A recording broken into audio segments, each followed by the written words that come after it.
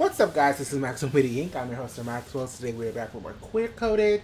I am here with my lovely co-host Al, and today we're talking about House of the Dragon. This has been a long time coming. I'm really excited. So basically, the rundown is that the books by George R. R. Martin, The Song of Ice and Fire, translated into Game of Thrones. That was a TV show, and now House of the Dragon is a prequel series of that. Now, I really loved the culture around Game of Thrones. I loved the music. I remember going to orchestra camp and I always playing the Game of Thrones theme song, and I tried to get into it. I could just never really get past the first season. Even for other gay characters, I couldn't get into it. I watched certain scenes. Shout out to Jason Momoa. I watched certain scenes, but I just couldn't really get into the whole show. I feel like House of the Dragon really gripped me on a first watch. Even the first episode gripped me. The first episode of Game of Thrones, while shocking, it felt very shock value pornish, and I was just I don't really like all of that. It just, yeah. I remember the cliffhanger for the first episode of Game of Thrones, where the boy catches the Lannisters fucking, and then he throws them out of the window. I'm like, whoa, that's a lot. That's a lot. I mean, shocking moments happen in House of the Dragon too, but I feel like they're paced a little bit better. Yeah.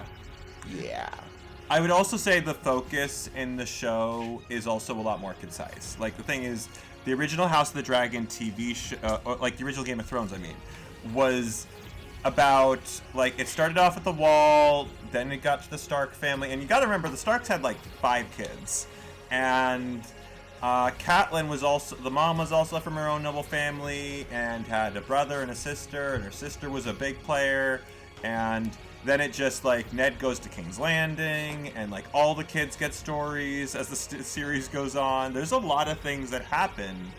And it's not just their family. There's the Lannisters, there's the Baratheons, and then we have Daenerys Targaryen across the sea, and then we have all of these other storylines, branching out into the Martells, the Tyrells, the Aarons. There's so many families, and then it's just that's just the major houses. There's a lot of branching stories and characters, and a lot of political intricacies, and it feels like a very lived-in, real strong world, and it's fantastic and cool to see all these great stories collide.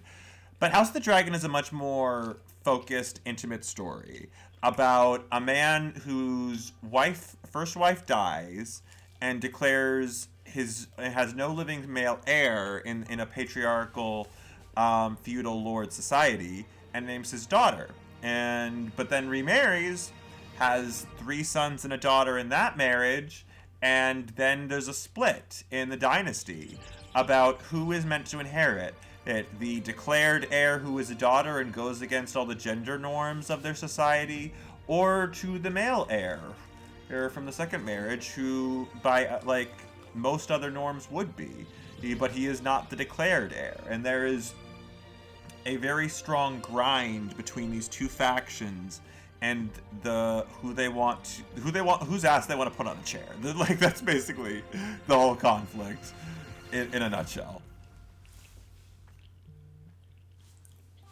Yeah, so to go through the story, we start out the story with a tale of two besties, or if you want to look at it, a tale of two lovers, or besties, or gal pals, or whatever you want to call it, Rhaenyra and Alicent. And Rhaenyra and Alicent are best friends. Rhaenyra is kind of at least to me, kind of started off as typical princess girl protagonist. I have all these responsibilities, but I just want to be able to do what I want to do when I want to do it. We'll uncover more layers of her as we go along. But Alicent is she's not shy, but she's also soft-spoken, and she's kind, and she's elegant, and she's smart, and she's wise, and she's really a good supportive friend to Rhaenyra. And I really started off liking her, and she seemed like a person who you could really trust and never really had any ulterior motives to her. So I started off really liking Alicent. Also, you have Alicent's father, Otto Hightower, and then of course you have, the Targaryen family with King Viserys and his wife, Aemma. And, they're trying to get pregnant again and again and again. And she keep trying to have babies, but that's just not working out for her body. But Viserys is not taking the hint. He keeps trying to make her have babies for, patriarchy. And unfortunately, she ends up passing away from that. Yeah, she, the unfortunate circumstance, they don't cover this in the show, but in the books, the whole reason Aemma dies and has trouble conceiving children, and the only reason she's able to ever have Rhaenyra is because she had sex too early.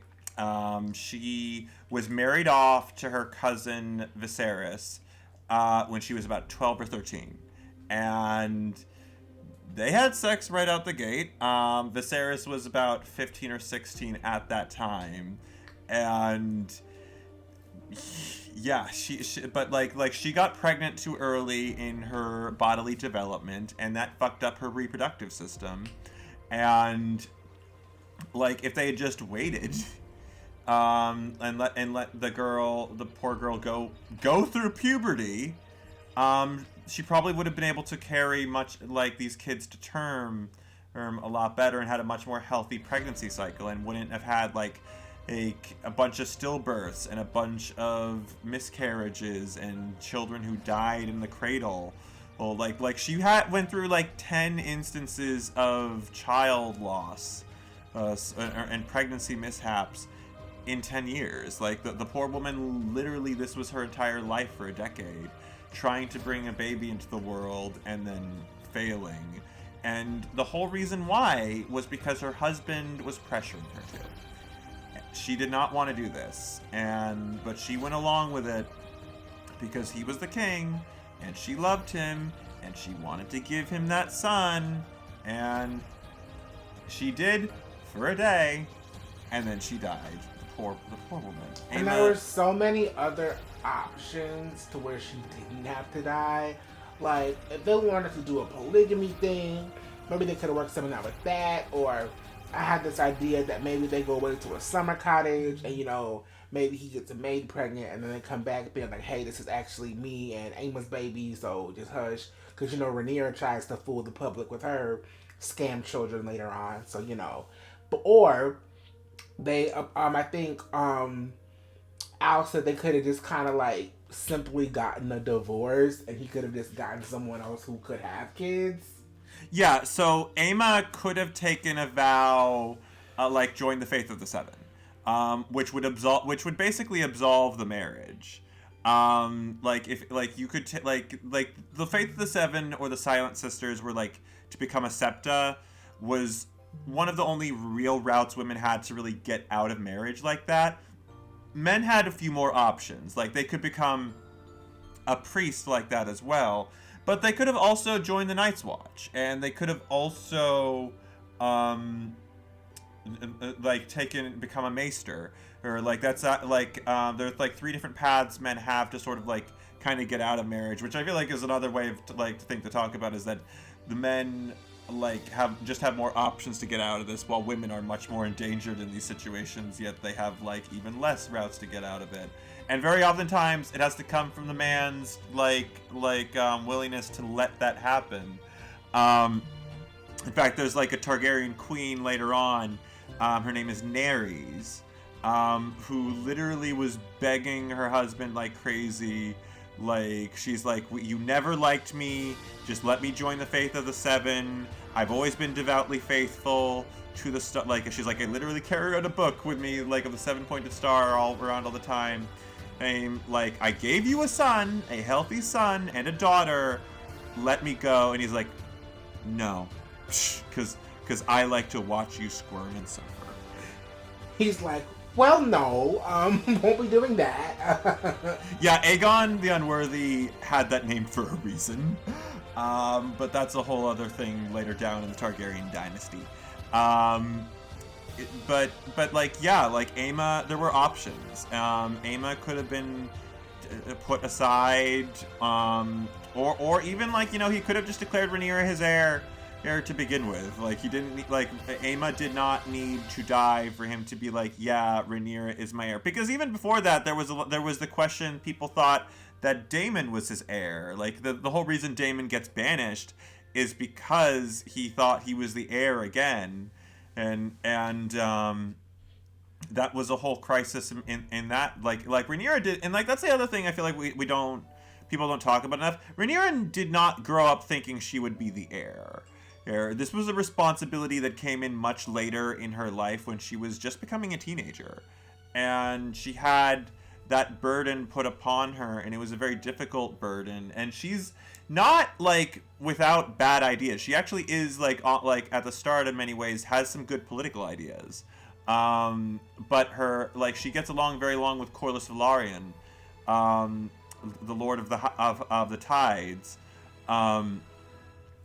early on. But like, her father and Otto Hightower undermine her very heavily politically, and keep her from really being able to like build up the same level of acclaim and power that the men just like enjoy all the time. Yes, and mind you, also what's going on is there's another character in the Targaryen family, Daemon, and he is the, you know, younger brother. He's the sort of like second-born royal stereotype, kind of schmarmy, can't really trust them sort of vibe. Very much giving like, I hate this for the Loki fans, but early Marvel's Loki, you know, sort of energy and vibes, where it's like he's kind of, you can tell he's always kind of scheming to get to the top, and you can't really trust him, and he's very like he's a slime ball, but like he's a slime ball that's able to like fool the general public into thinking he's like a nice guy.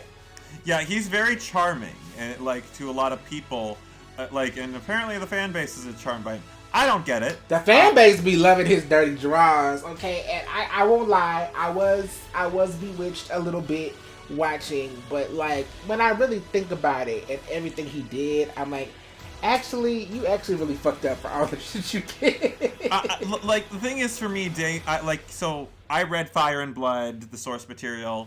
Daemon is a monster and a creep, and like, look, I get like that we're supposed to understand he is a nuanced character, and I do think he is a nuanced character. I think Matt Smith really brings a lot to this role, but people kind of lose sight of the fact he is a rotten, awful person. And he's always been a rotten, awful person. Even in the books, people like try to be like woobify him. And I'm just like sitting here laughing. The man is a war criminal. The man is a fucking pedophile. The man is a fucking groomer. Like, he is gross. He is evil. He is incredibly violent. Like so Otto, and getting into the Hightowers, like, I guess that's a good transition to the Hightowers. Like, so Otto Hightower is the hand of the king, and the father of Rhaenyra's best friend, Alicent Hightower. And like, he and Daemon are beefing all the time over various things. Like, Daemon is insulting the fact that Otto's wife died. Otto hates the fact that Daemon is like wantonly killing people and dismembering people. And like, he's like, Daemon is dangerous, and I'm like, Otto is a sleaze and a monster in many other ways. He's basically a fucking pimp. But you know what? I will give him credit on this one specific issue. He was right to say Daemon cannot be fucking king. Like, to say Daemon would be a second Maegor, the Cruel. Like he's right. He is 100% fucking right to want to keep that man's ass out of the Iron Throne. Like, and it's like, basically, it's like, you know, don't ever think that to that girl, but you ate that one. You ate that little one thing. That one thing you did eat that, and yeah. Like, that one subject matter, I'm like, okay, I agree with it. Like, you were spot on. You got it. But he carries that forward in a bunch of slimy ways down the line. Like, he literally pimps out his daughter to the King of Westeros. And, like, the thing is, what's really creepy, if you really think about it, is he's doing his duty in this society, in this culture. He is arranging for his daughter to marry the most like powerful man in the entire continent. But like like the thing is, like, again, she is 14 years old. She is as old as his daughter. That is so gross. It's like, yes, he's doing his duty, but like, was he actually? Because, okay, I think traditionally it is good. Okay, you have a daughter and you're trying to set your daughter up for marriage to like the most powerful man in, not the world, but like in your, like, of your kingdom, the most powerful man around. And you're setting her up for a good, like, you're doing your job as a father and a patriarch, as a man, and you're doing your job as hand to the hand of the king because you're finding the king a bride. All of it look good. It's actually all bullshit because it's not so that, for the good of my daughter. Man, maybe there's a little bit of that in there, but ultimately it is one of those long con sort of situations. Because like I said earlier, Daemon is the whole second-born royal trope of, oh, I'm the second-born royal, but I'm trying to scheme my way to the throne. But Otto is that stereotype of like, oh, the king's assistant or the queen's assistant, the evil advisor, always behind the scenes plotting and planning so they could seize power for themselves. Not so he could literally be king, because that's not possible, but so his line, the Hightower legacy bloodline, could be on that throne. Yeah, and that's really why he's doing it. Yeah, and the thing is, like, it definitely feels like that wasn't what, like, the first thing that really came to his, like, because his initial instinct was to be like, okay, let's put Rhaenyra on the throne, like, at first, but, like, the thing is, once he became biased, once he put his daughter in the crossfires and, like, his grandson was an actual contender for the throne, he became dead set, like, against Rhaenyra. He developed this, like, horrible hatred of her. And the sad thing is, I think Rhaenyra ultimately really admired him and looked up to him and cared about him. But, because, like, the thing is, she is on his side. Because he was a family friend. I mean, you're my best friend's dad. I see you like I see my own dad. Yeah, and she was, like, and, like, even, like, in the second episode, they even, like, specifically built in that parallel from the second episode to the last episode, where, like, initially she is on Otto's side. She is here to confront her uncle and get the egg back that he stole, which, like, in this world, like, having an egg stolen is basically like the nuke codes getting stolen, because, like, what happens if a foreign power gets dragons? And, like, that's a whole can of worms the Targaryens they want to consolidate their power. So, but, like, and again, but then later on in the series, like, it's supposed to be a big moment when Rhaenyra is now firmly in this position against Otto.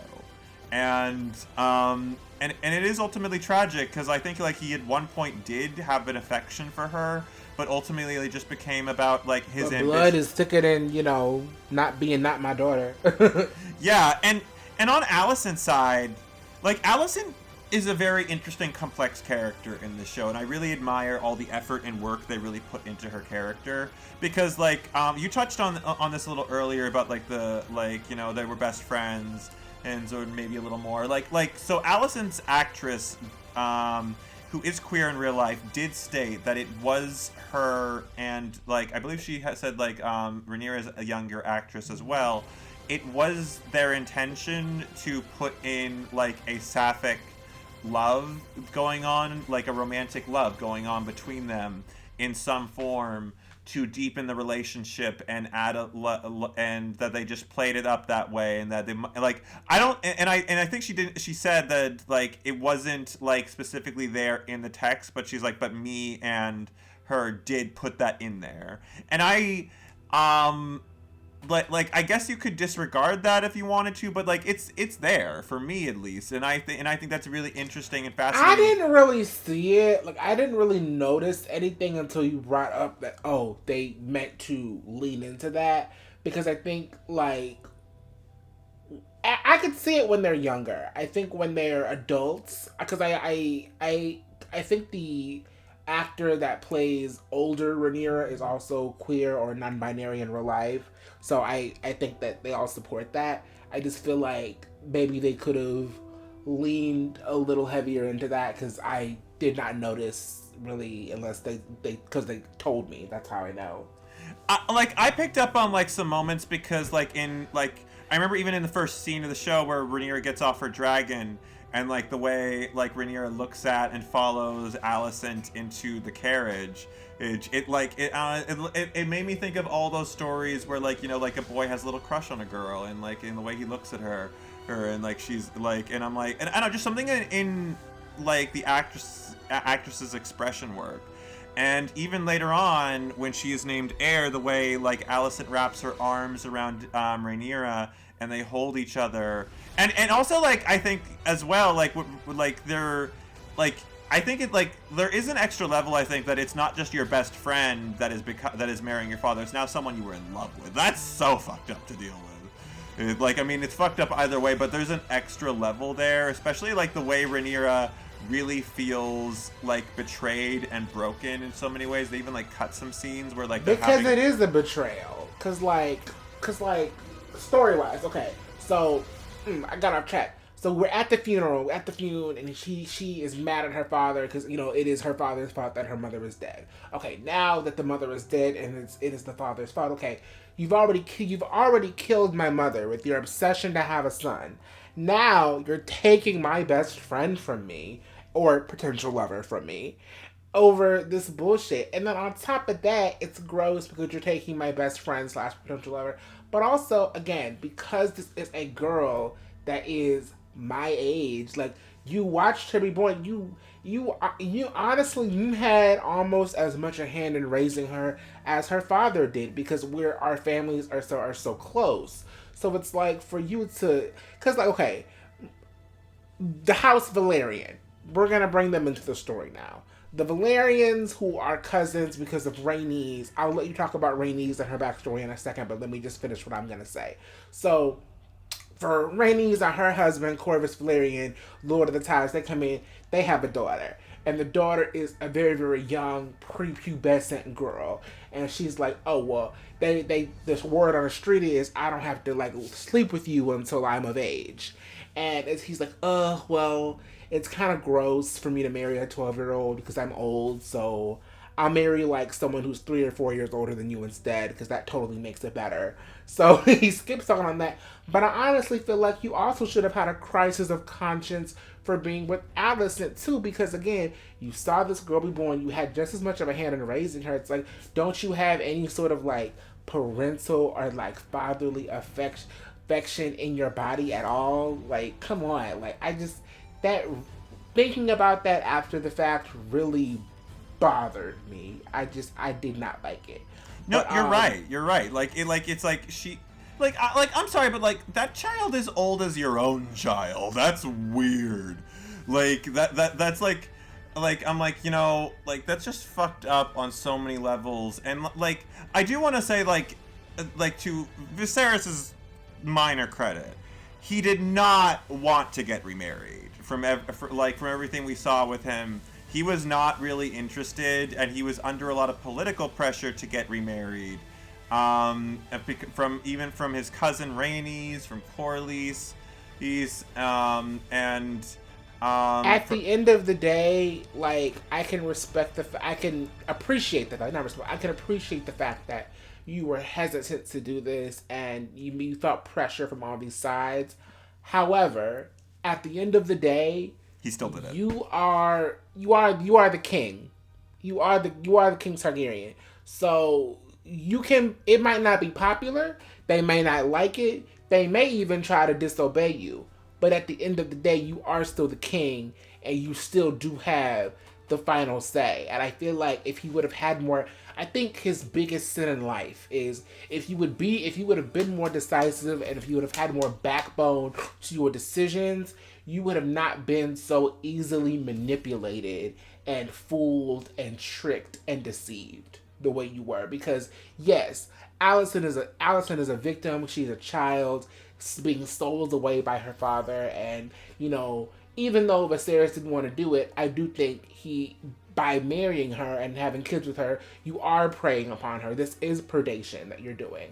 However, Alicent and her father are also trying to like scheme on Viserys with this whole, go put on your mother's dress and go and ask him about his little chess pieces, trying to seduce him and stuff. And it's just like on all sides, well, not on all sides because Rhaenyra really isn't doing anything in terms of this, but like in all of the scenarios, everybody is kind of corrupt. Yeah. Well, like Alicent's going along with what her father like wants, and like she doesn't have any real power to say no in this situation, which is like, yeah. But like I will also, and the thing is, like, from what we can see, she does not actually actively conspire against Rhaenyra until Rhaenyra lies to her about like the brothel thing with Daemon. Like Which like, we're gonna get to that. We're gonna get to that because but like the thing is, Alicent through the majority of the series is very supportive of Rhaenyra. In fact, she even goes against her father's word like a couple of times, and when he tries to pressure her to have Viserys marry or declare that Aegon should be heir instead of Rhaenyra. And she does not listen to her father. She actually directs her Viserys away from the succession conflict into the war about the Stepstones. She does lead him away, and she's not a bad politician either, because she makes very good points, and she's she lays it out for her husband. Ugh, I hate saying that, but she lays it out for Viserys that she's like, it's not a good idea to let people pirates beggar our ships, and you're letting your beef with your brother prevent you from seeing this is just bad for the realm. And she genuinely, I think, is. I feel like if we could remove her from all the ickiness of the politics, and the family around her, she actually would be a very good ruler. She works hard at the job. We actually do see that, and she does have genuine ideals and beliefs behind these things. And I don't know. I genuinely do find Alicent to be a fascinating character.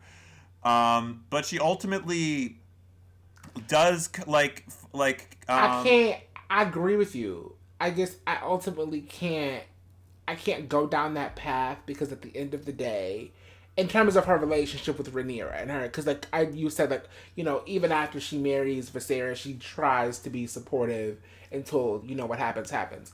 My pushback on that is, fundamentally, even no matter how much you try, and it's not fair, but no matter how much you try or how much you want to, you can't be her ally, because the moment you married her father, whether you wanted to or not, you stopped being her friend. You immediately became the vehicle, the tool for her undoing, because you're now supposed to be the vessel for her children, her brothers and sisters who are going to usurp her. The same reason why she can't really see her, Aegon, her brother, as a kind of a person anymore, because he is a vehicle for her undoing.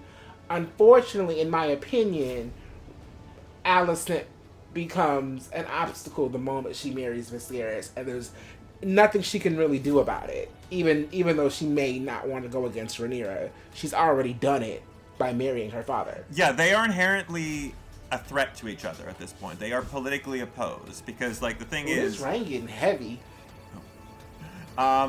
They are now inherently political enemies, because now there's only one chair, only one ass can sit it, so someone else needs to get up and go, and Rhaenyra isn't her father in many ways. I would also argue, though, does put her in this dangerous position.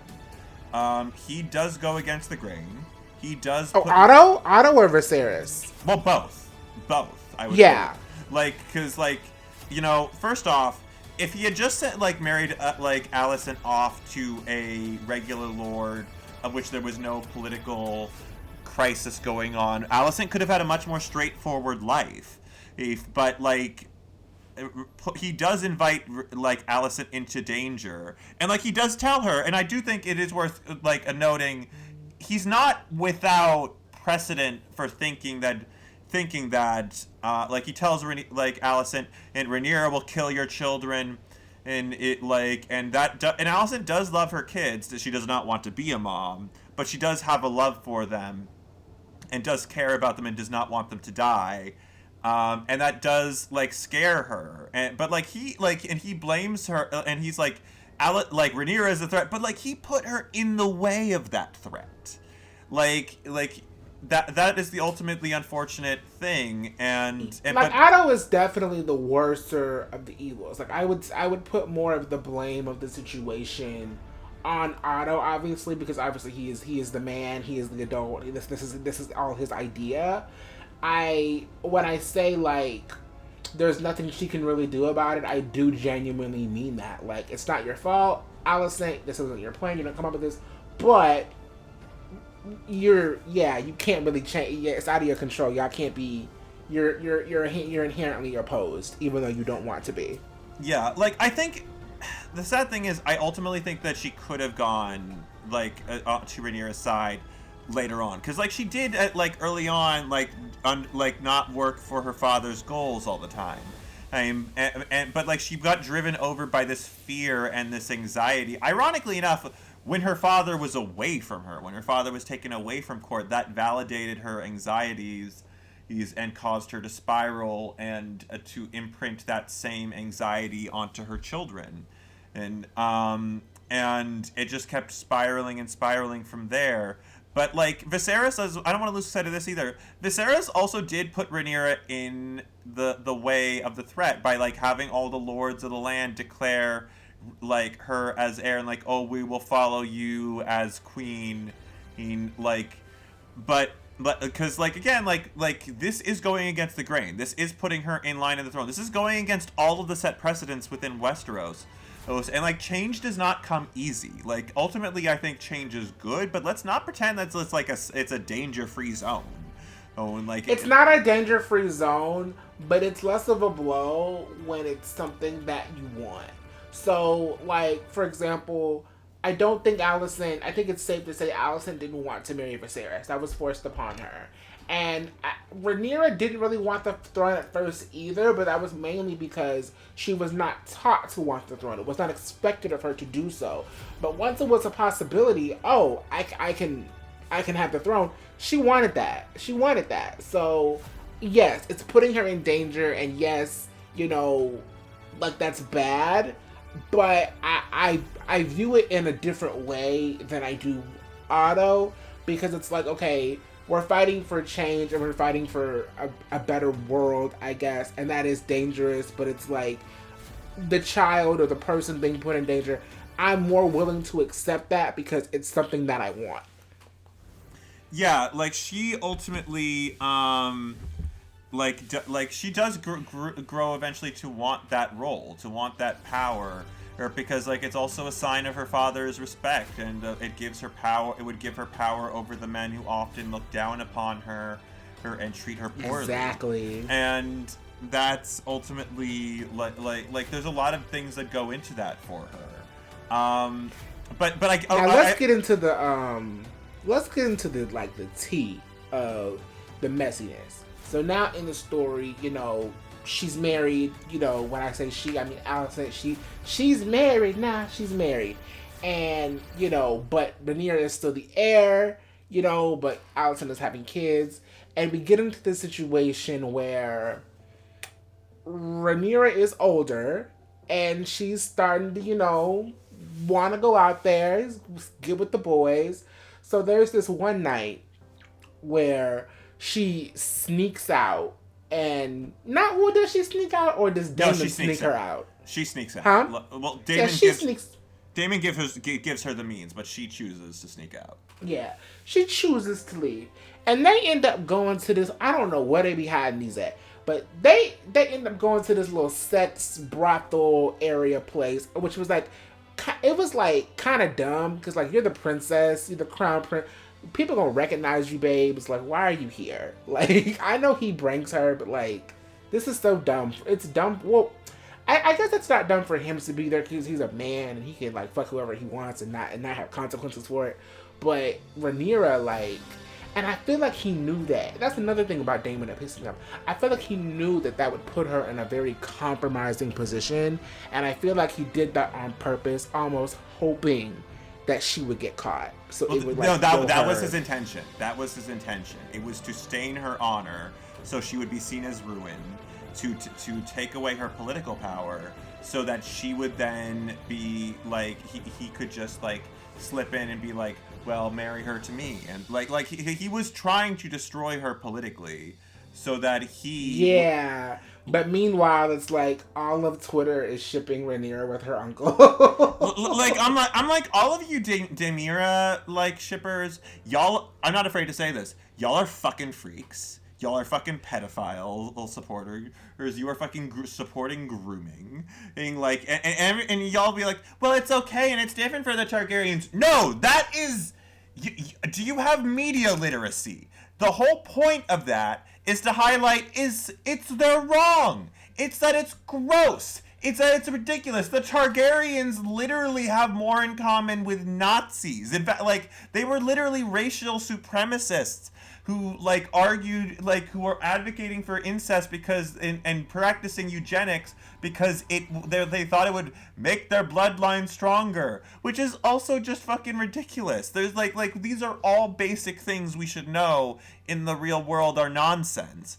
And it's like and even like in the show, Viserys is like constantly building like statues emulating Valyria, but like and he talks about like all this like, oh, this is like the thing where they like did blood rituals and stuff, and I'm like, y'all know that this empire like worked thousands of people to death like daily, like in their minds. Specifically on, I'm not gonna call them their ship name, for Daemon and Rhaenyra, I hold more issues with the grooming, because I think if I talk about the incest, that's everybody on Game of Thrones. I mean, everybody is doing the incest.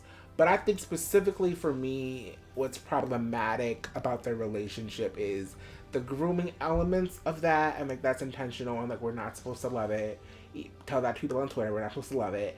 But I think that what's the word? The thing is, like, grooming is their entire relationship. Literally, like, the entirety of episode 4, I believe, yeah. Like, he literally is saying, like, oh, you've gotten so mature.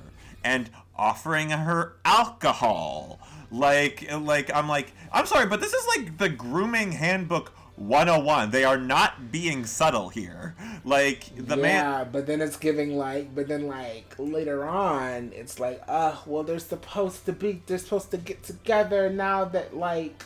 Oh, and that's another thing that pissed me off. Once Daemon's, like... Once we killed the black wife, and then it's like, well, great, now he can finally be with his true love, Rhaenyra. And I'm just like, what? Really? This is why we're killing a perfectly good character for this? Okay. You know, so, but let me stay on the timeline. So they go out to the sex club and they get all hot and heavy, and they don't have sex, but they almost, because his goal isn't to have her. His goal is to, you know, make her look bad. So the next day, it's the rumors is going around because, you know, everybody's chitting and chatting about it. And she's asked, now, were you seen down to the bar with a Honda Cars B with Daemon? And she was like, no, that wasn't me. No. And, you know, Allison is like, no, girl, I'm trying to help you out. I need you to be honest with me. Were you or were you not with Daemon? And she said no. Why would I? Gross. Why would I? What is that euphoria mean with Cassie? Why would she say that? Like, why would she say that? So, you know, yeah. That was obviously a lie because we, the audience, have seen them hooking up down to the sex club. Now, she continues to be sexually rebellious. Well, actually, before I talk about... what is his name? The guardsman that she has sex with. Sir Criston Cole. Before I get to Sir Criston Cole, I wanted to talk about the situation with Daemon and the sex club. Yes, Daemon and the sex club was grooming. It was a bad situation. She should not have been there. That was a stupid move. And, you know, but he knew that was dumb, and that's why they did it, and that's why it was intentional. So I want to get that out of the way before I talk about what I'm going to talk about next. In this specific situation, even though in the grand scheme of things, she is a victim. In this specific instance, from her perspective, I am a woman, a young woman, trying to go out and live my own sexual agency. And I think it is, even though it's the rules, it is wrong that someone like Daemon can go out as a prince and have, or Viserys can go out and have sex with whoever the fuck they want, unmarried, and they are not ruined. But a woman does it and she's ruined. I think that's wrong. I think that I'm going to cut Alicent some slack here, and I'm going to say that her primary reason for being upset with Rhaenyra about it was how it hurt her politically. And girl, I'm trying to help you out and you're doing dumb things that are like making your cause worse. You're making it hard for me to help you. I'll say it was mostly that, but I also think a lot of it was that whole like sort of sexist, oh well, why would you do that? Like, oh my god, like that's wrong. Oh, you did the wrong thing. Why would you do that moral superiority thing? I don't think it was entirely that. I do think in her mind she had Rhaenyra's best interest at heart, but like I could totally see how Rhaenyra is like, girl, this is none of your business. Leave me the fuck alone. Yeah. It's like the thing is, Alicent has a definite political interest in care for Rhaenyra at that time, and does have faith in her. But I would also say that Alicent has paid into the system. She is having sex with her husband, who is literally like 3 times her age. Don't they contrast like her and Daemon getting hot and heavy at the sex club versus like, you know, Alicent laying on her back looking at the wall waiting for it to be over? Yep. Yeah, like there's a specific point about like the way Rhaenyra is not or is able to pursuing this more like free like pursuit of her own pleasure. Alicent has probably the poor girl has never had an orgasm in her life. Like, you know, yeah. Like I'm like, how, like I'm sorry, but how like this is a man who old enough to be your father, and not to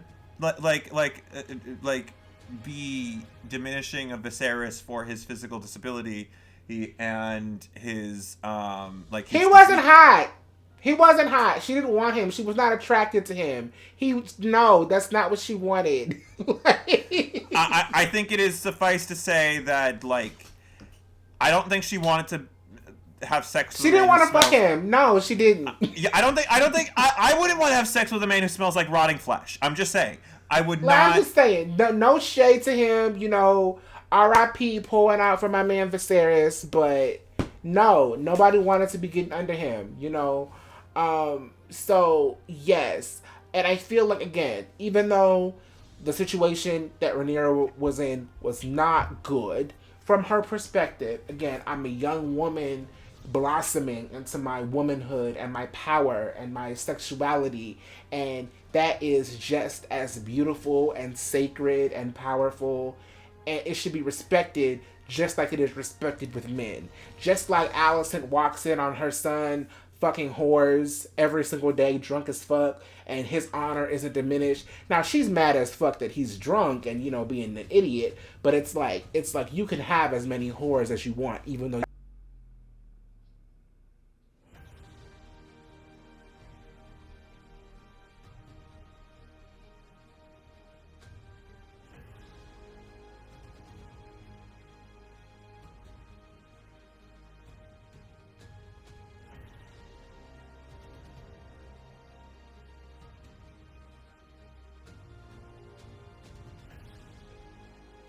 I also get where Rhaenyra's coming from, because Rhaenyra's like, girl, you're not my friend anymore. This is none of your business. Go to hell. Moving on to Sir Criston Cole, I think she meets him at like a fair thing that's going on, and a Lannister tries to hit on her, and it's like, girl, no. So her and Sir Criston Cole go running, not running, but they're on horseback through the woods, and they're chitting and chatting, and they kind of develop a friendship or whatever.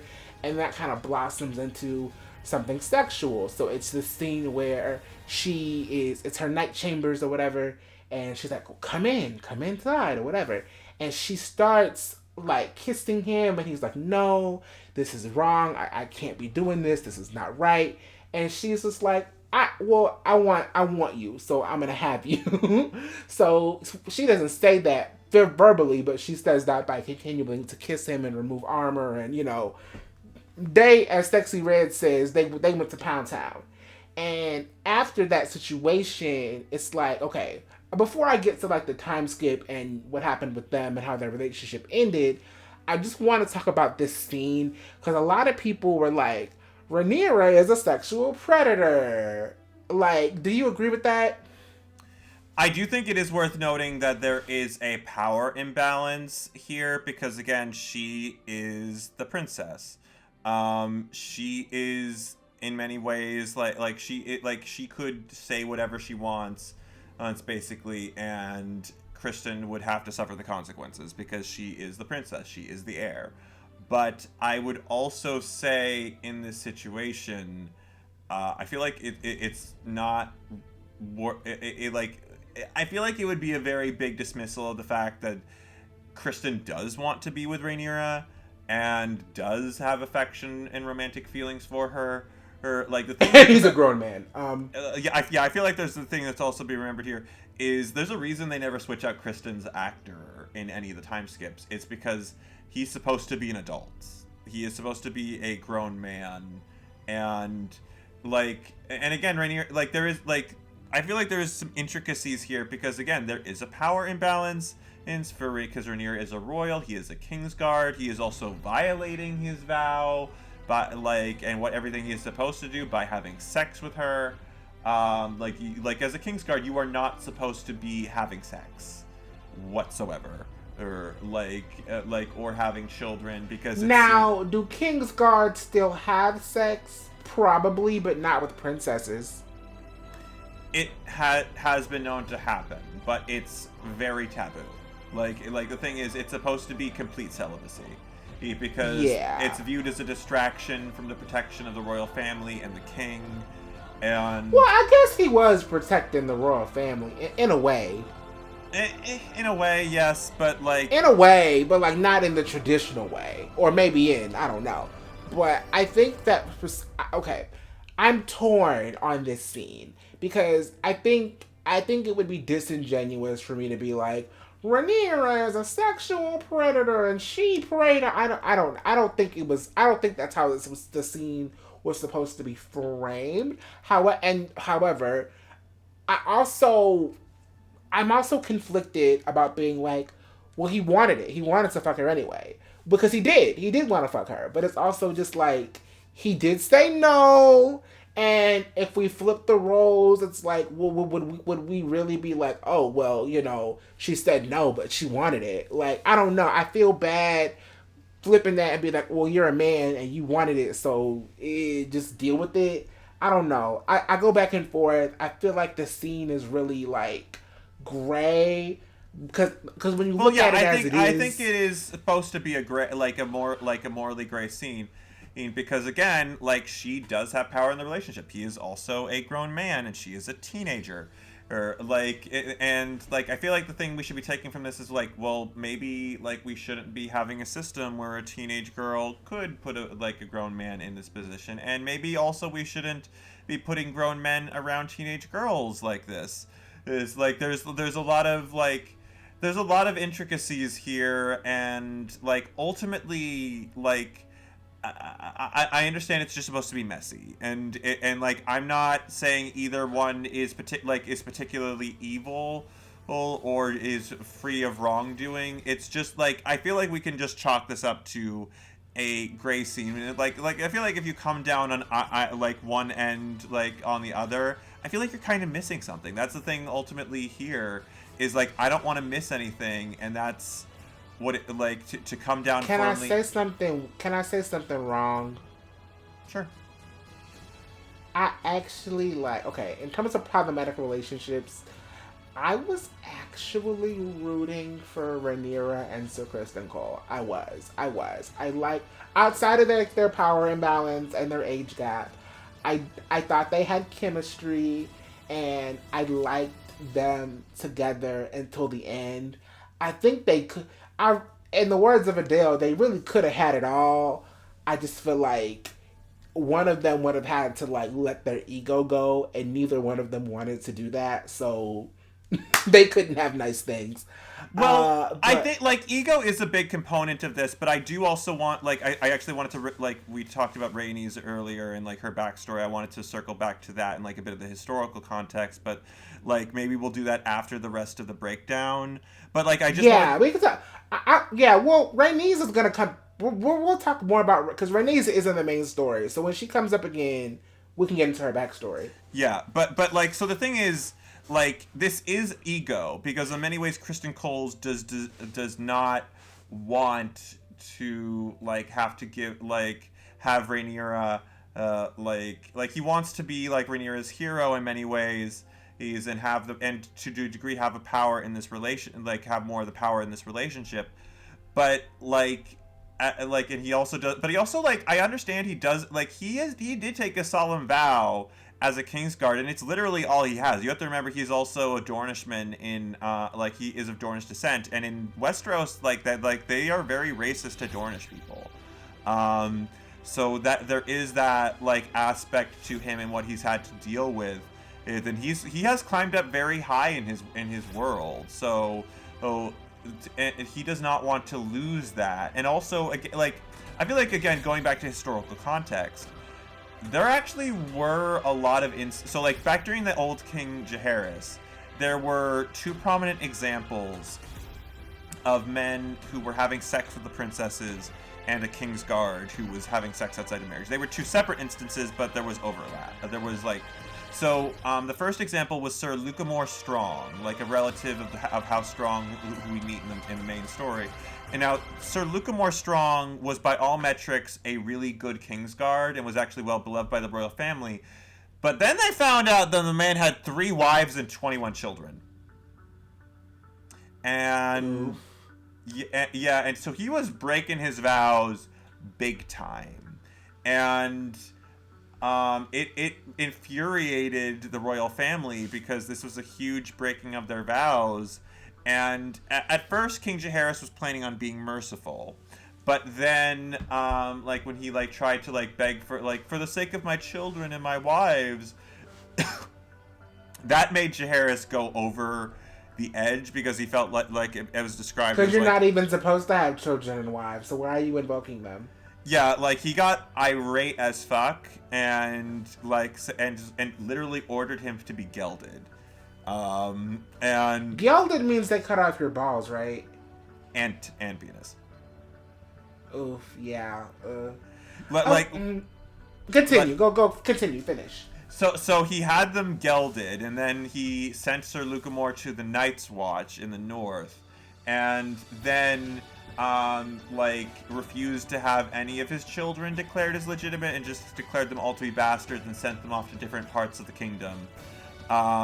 But it was very like again like this was a huge dishonor, and it set a precedent that if you break your vows, you're gonna lose your fucking genitals, which is a pretty gross and humiliating thing to go through. It's pretty it's torture,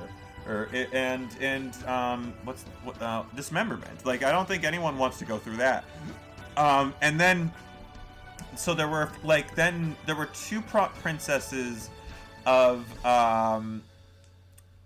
Jaehaerys' daughters, Visera and Sarah. And Sarah was one of his only 2 children to outlive him. Visera, like she didn't. I don't think there was any specific statements that she ever had sex before marriage. She like toyed with boys' emotions a lot, but like she never actually like did anything like that. As far as I can't remember specifically, but Sarah got around. The girl like you know. Literally like apparently like she had like 3 male suitors who were all after her, and but then like it's like they found out that she was having like there was like an incident where like the court fool was found like being in a brothel, and then like her handmaids confessed like, oh, we did sexual things with him, and we like also did sexual things with the lords, and the princess did stuff too. And they bring in their daughter, and they're like, which one of them did you have sex with first? Like, which one did you give your virginity to? And she's like, well, I told them all that I gave them my virginity. And like, So it's like, and they're like, well, which one did you actually have sex with for the first time? She's like, I don't really remember. Like, and So he probably killed all of them, well, oh, it got bad. So like he got like, and the thing is, Sarah did step out of line, not just like I mean like. I think like when I was reading something like, girl, you like, you know, you're getting around, getting your life, good for you. But then she went over the line. She said, like, why don't I just marry them all? I can be like Aegon the Conqueror or King Maegor. And that was what put her father over the edge. Because like a woman doing what a man can do. Nope. It was about the fact that Maegor had killed Jaehaerys's brothers. Oh, oof. Yeah, like two of Jaehaerys was not the oldest son. He had two older brothers, Aegon and Viserys. Aegon was killed trying to steal the throne back from his uncle Maegor. And Viserys, and the thing is, after his mother, so Jaehaerys as a child was held hostage on Dragonstone with his younger sister and his mother. And after, Queen Visenya, one of the original conquerors, died, Maegor's mother, she died. Alyssa took her youngest two children and ran off into hiding. And so Maegor executed Viserys, who was his squire and hostage, literally by torturing him in the town square and leaving his corpse out. Oh, it was like a really cruel and heinous death. And Jaehaerys lost two of his brothers, and also his older sister Rhaena was forcibly married to Maegor and raped by him many times. So the fact that his own daughter compared herself to the man who murdered two of his brothers and raped his sister, that put him over the edge. Now, was that a mean comparison? Yes. Should you have said that? No. You don't have to kill the men because she said that. Control your emotions, man. I don't know. That to me was that was such a faux pas. And the thing is, he didn't outright execute them all. He sent two. He sent. I think he sent two of them to the Night's Watch. But then the third tried to declare his innocence and be like, I will fight. I declare trial by combat. And King Jaehaerys and he's like, which of the Kingsguard will I fight? And Jaehaerys is like, nah, none of my Kingsguard are fighting you. I am. And he probably beat his ass. Oh, he fucking cut the guy's fucking head off and made his wife's his wife had this really this female. It's giving that Corvus scene where he's like, they're bastard, and then Daemon cuts his head off. The thing is, it was a fair trial by combat. But he wasted that guy, cut his fucking head off and made his daughter watch. It was cruel. Okay, then that was a little that was a little extra. Okay, he was. That's had. I want to be clear here. King Jaehaerys was incredibly misogynistic to his daughters. If you look into the history, the crimes that's not nice. It wasn't just Visera who went through this. He was very he caused the death of at least two of his other daughters, I would argue. By his misogynistic treatment, because he tried to marry his daughter Visera off and she did not want to go, and so she ran out and had a party night, and then she basically tried to do what Rhaenyra did, have a party night, but then rushed back to the capital, but she was on horseback and there was an accident and she was thrown from her horse and broke her neck, and died. And another one of her sister, his daughters, Daella, who was actually Aemma's mother, and so Rhaenyra's grandmother, through matrilineally, she was very heavily implied to be on the autism spectrum, or to be be very heavily dyslexic. She was functionally illiterate at 17 years old. She was constantly afraid of anything. I definitely think she had some extreme form of an anxiety disorder, because she was not she was literally scared of cats because a kitten accidentally scratched her when she was 5. She was terrified of everything her entire life. If the girl was not functional really, and her father forced her to get married. He told his wife, she's going to get married by 17, take care of it. And so her mother worked overtime to try and arrange marriages for her, and like she put like she ended up getting Daella married to a guy who was like much old. Well, she gave Daella like 3 prime candidates. Okay, she's like, you can choose any of these 3 guys. Who do you choose? Daella actually chose Lord Aaron, who was a man much older than her, but she liked that he was old. Like she's like he makes me feel comfortable. He reminds me of Dad, and I know, creepy in its own way, but like you like in a weird way, she did get the agency of that choice. And then she like her mother, but then Daella, like, she again, I think she like had a tough time with her pregnancy, and she died in childbirth, and it was really sad. And her mother even said, like, why couldn't you just let her be a child for 1 more year? Like, would it really have hurt? Like it really like Alysanne was broken by the death of her daughters. She lost 4 daughters in the course of 3 years. Yeah, 3 years.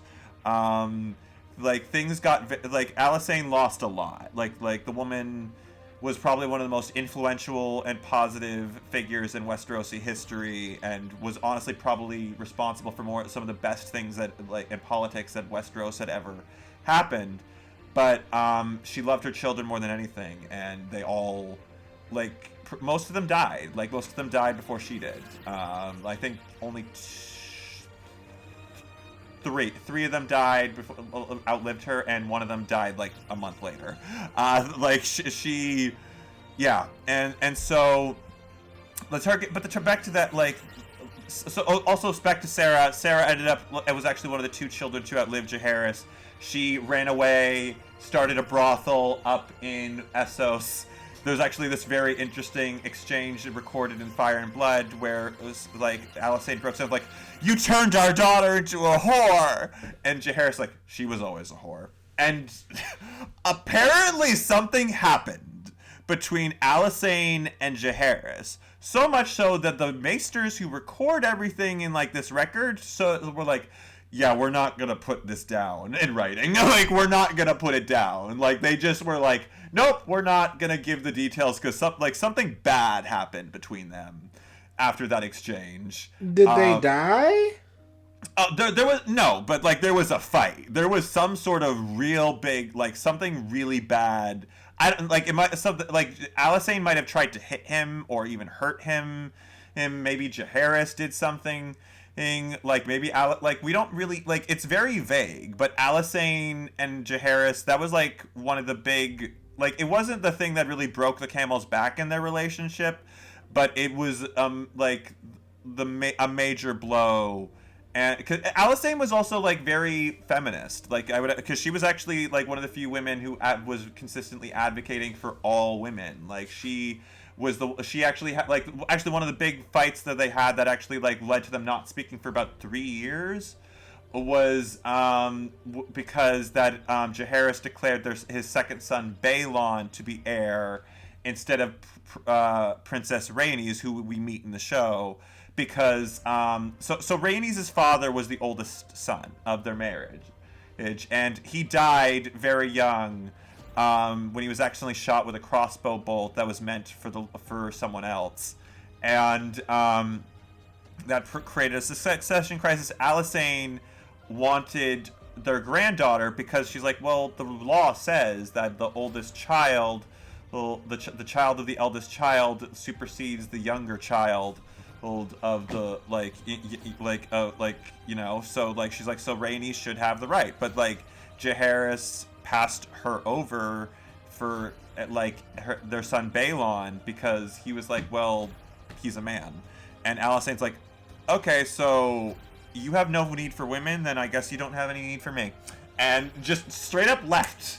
Like, and I was like, yes, get out of there, like, you go, girl. Like, but there was a like, yeah, the thing is, like, Viserys was incredibly misogynistic for causing the death of Aemma, but like the misogyny did not start with him. There was a long history of misogyny in this dynasty. Yeah. What was like the Targaryen family? They just sound real real dark-sided, real just not great. Not great. Maybe I should root for no one in this war. Maybe they should all just die. Anywho, what was I? We were talking about Sir Kristen Cole. Oh right, yeah. Like so, Kristen is like the thing is like he like going off the misogyny point. He also develops into a very huge misogynist. He develops this deep hatred of Rhaenyra because she doesn't want to run away with him. And he is living under the pressure of like, I could be killed for having an affair with the princess. I don't want to discard that from the situation, but like he is also like he hates like Rhaenyra for he literally compares her to a spider who likes like sucked him like out his. I'm like, oh, it's very weird. She sucked something. Say this. I think that. Do I want? Because is there anything else in the pre-time skip before we go into like the post like time skip where it's the new actors? Because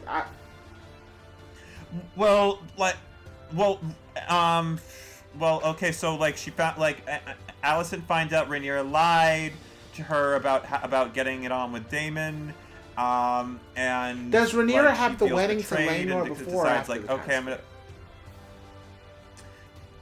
Before the time skip. In fact, that's like when her boyfriend. Okay. Yeah. Okay. No, I was misremembering. I was just remembering that. So, I want to continue talking about the Sir Kristen Cole thing before I go on to the wedding and then Alicent. Okay. So, basically, what continuing happened is it was like, okay, well, we're gonna run away together and we're gonna do all of this and romance. And she's like, well, actually, I kind of want to be queen. And he was like, girl, what? I'm supposed to run away with you. We're supposed to do this. And she's like, oh, I still want to be together. I want to be queen too. And he's like, oh my God, how could you? I feel used. Like, I feel like a groupie. I feel used. Like, what if I given up for you? He feels like he's given her like something in terms of like his purity, his virginity, you know, and y'all, and I really want y'all to be respectful in the comments. Like, I don't mean, when I say that, I don't mean that in like a funny way. Like, you know, that can be something very sacred and special that a man has to give, you know, so I don't want to like underplay that. So I want to honor that. That's the last part of where I'm about to give him grace. I'm about to eat him up for the rest of this. So I can respect and appreciate that he was willing to be like, fuck all this shit. Let's run away. Let's give all these titles up and we can run away. Very romantic idea. I applaud. However, she says she wants to be queen. Okay. I think they could have still been together and her be queen. It just doesn't look how he wanted it to look. Now, you could argue if he stays as her night guard and she's queen and they're still fucking, that he's in danger and he could die, and that is very dangerous. Yes, of course, totally valid. However, it also feels like, okay, I'm mad at you because I want to be with you and you want to be with me. But it's just that the way that you want to do it means that I'm giving something up, and I wanted you to give something up. But instead I'm giving something up and I don't want to do that. So you never loved me. I'm used and you're a bitch, and you know, we're just gonna not like each other. Because if you're willing to throw everything away anyway to run away with her, like, what is the difference? Now, yes, you could argue he's a night guard and he's in danger, but wouldn't you also be in danger if you also abandon your post and just run away with the princess of, you know, Westeros? Like, you're throwing away the rules anyway.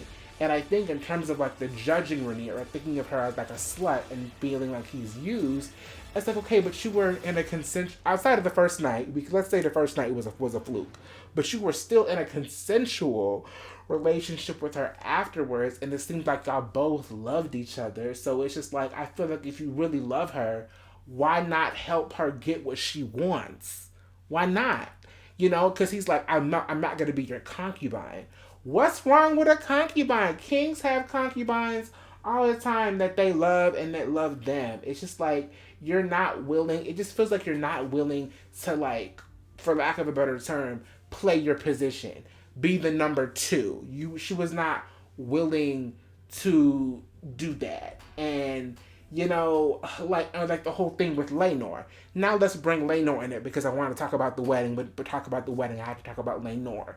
So Laenor is the son of Rhaenys, and is his name Corlys? Yeah, Corlys Velaryon. Now the Velaryons are black. They're they black like this and not like this.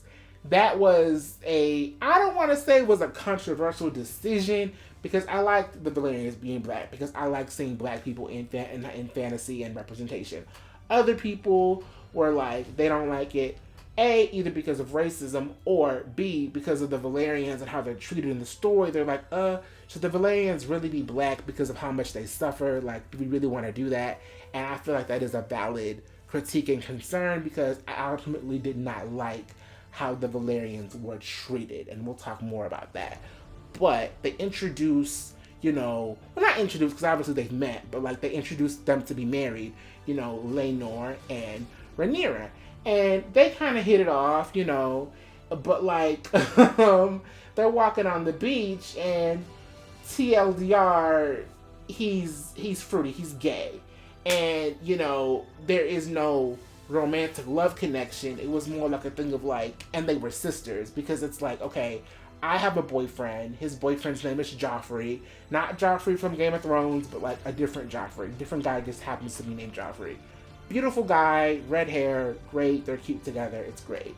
He has somebody, she has Sir Criston Cole, and they're like, okay, well, we can get married and like walk the walk in public, but privately we love who we love.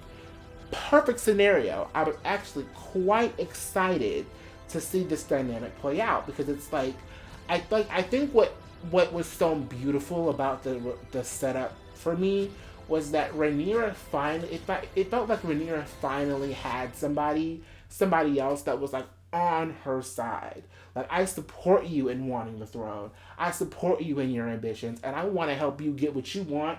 You're helping me get what I want. And then also on the flip side for him, as a black queer man, he doesn't have to be in a situation where like, I mean, yes, he's hiding because he's like in the closet or like he's DL from society, but like he's not hiding in his marriage. He's like, we know what's going on. I'm free to do what I want and not, be subject to answer to a wife. So I thought what they were doing for each other was great and brilliant, and I loved it. So flash forward to the wedding. Okay, Joffrey is, it's a great time or whatever. Everybody's having a good time, and his dad Corlys is like, yeah, I know he's gay, but like maybe if he fucks her, they'll fall in love or something. His dad is delusional. So they're at the wedding, whatever. Everybody's having a good time. Everybody's drinking, laughing. Joffrey decides to go over and talk to Sir Criston Cole because that's the word on the street is that I am marrying. You're not marrying, but I am involved with the king.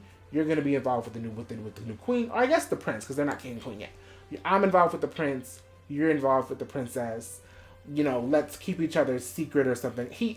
I forget exactly what Joffrey says. He says something shady. He does say something shady that's like, whoa, bro. But I don't think it's like was proportionate to what happened to him. So he says something shady to Sir Criston Cole. Sir Criston Cole goes the fuck off and beats his ass and kills him.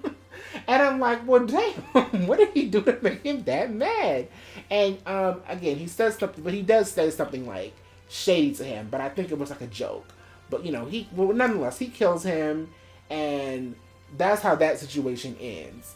And I think that's the last episode before the time skip. And then on top of that, Alicent, I forget exactly how she finds out, but she finds out that she was lying about, being out to the sex club with Daemon. And she's like, ugh, that little slut. She's a liar. She's lying. And I think I don't know if I don't remember if she figures out about the Sir Criston Cole thing before or after the time skip. Was it before or after? She figures it out before because Kristen reveals it to her, and as well as the fact that Sir it was at right before the wedding. It was by Sir Lara Strong, who is basically he's the younger brother to the hand to the like the younger son of the Hand of the King. Sir Harwin Strong? Not Harwin Strong. No, Harwin Strong's the brother. I forget, but the Lord Lionel Strong is the father, and Harwin is the oldest son, and Harwin is one of the best knights in the entire realm, and he ends up becoming he's the real one. He becomes like Rhaenyra's little side slut, and I'm like, yeah. How did you feel about Alicent and Sir Kristen Cole's kind of team up of we not we've both been wronged by Rhaenyra, but we've both been wronged by Rhaenyra and her slutty ways. My reaction was y'all are miserable people. I'm you both need to get a life and to get it to stop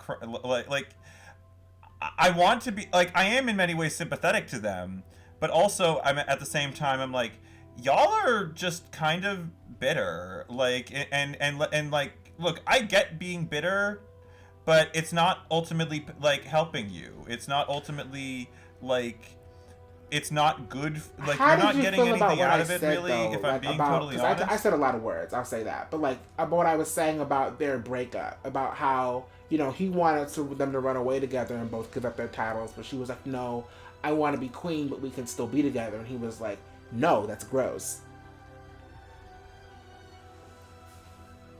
I think for her and for me personally, I would not have been a fan in that situation. Rhaenyra, I think, had every right to want that, but at the same time, as if I was in Chris or Christian Cole's situation, I would be I don't want the risk of the thing is, he guess technically speaking, he could have ended the affair if he really wanted to, but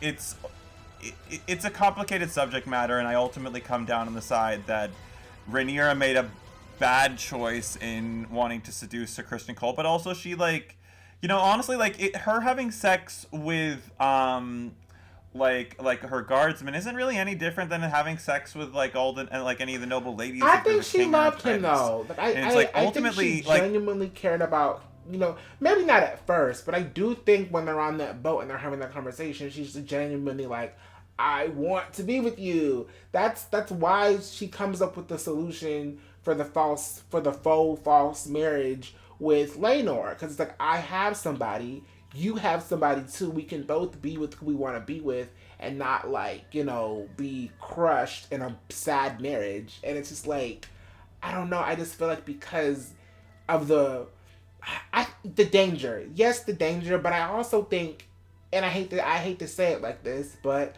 I also think he ultimately, it was because of the principle of the thing. It was because it's simply not just because of the danger, because it was simply because it was a rule, because that's not how it's traditionally done, because a man be your concubine. I could never. And it just I feel the romantic in me, the part of me who, watches all these shows about forbidden love, it's where is your sense of romance? Because you just brought up Harwin Strong, who was, Rhaenyra's little side piece boo.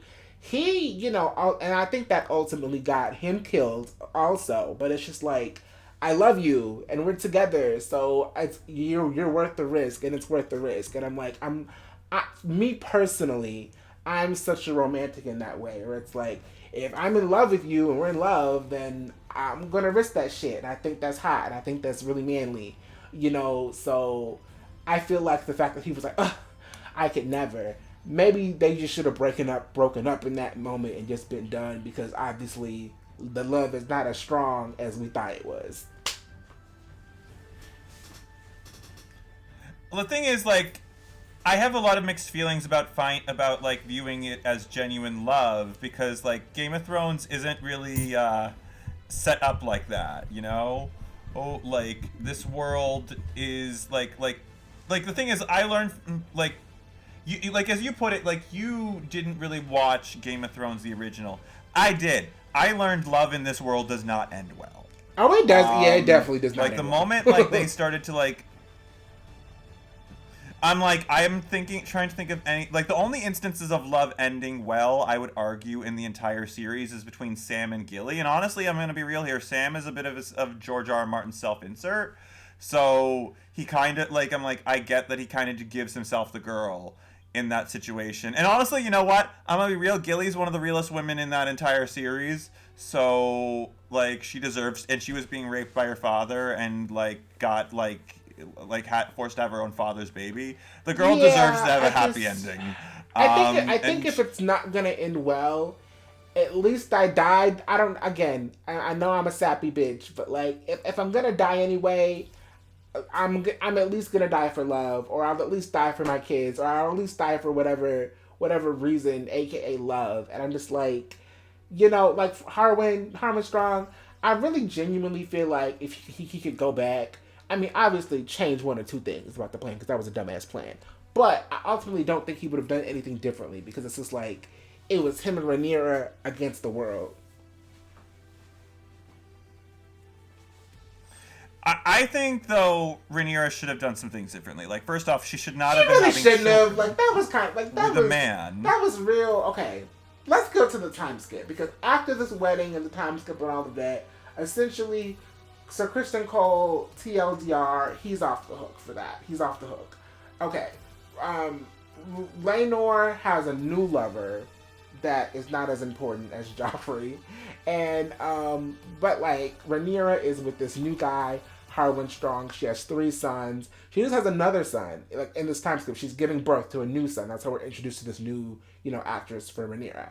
And it comes out, and Alicent is like, oh, Laenor, maybe one day one of them will look like you. And it's like, so she keeps having bastards, essentially.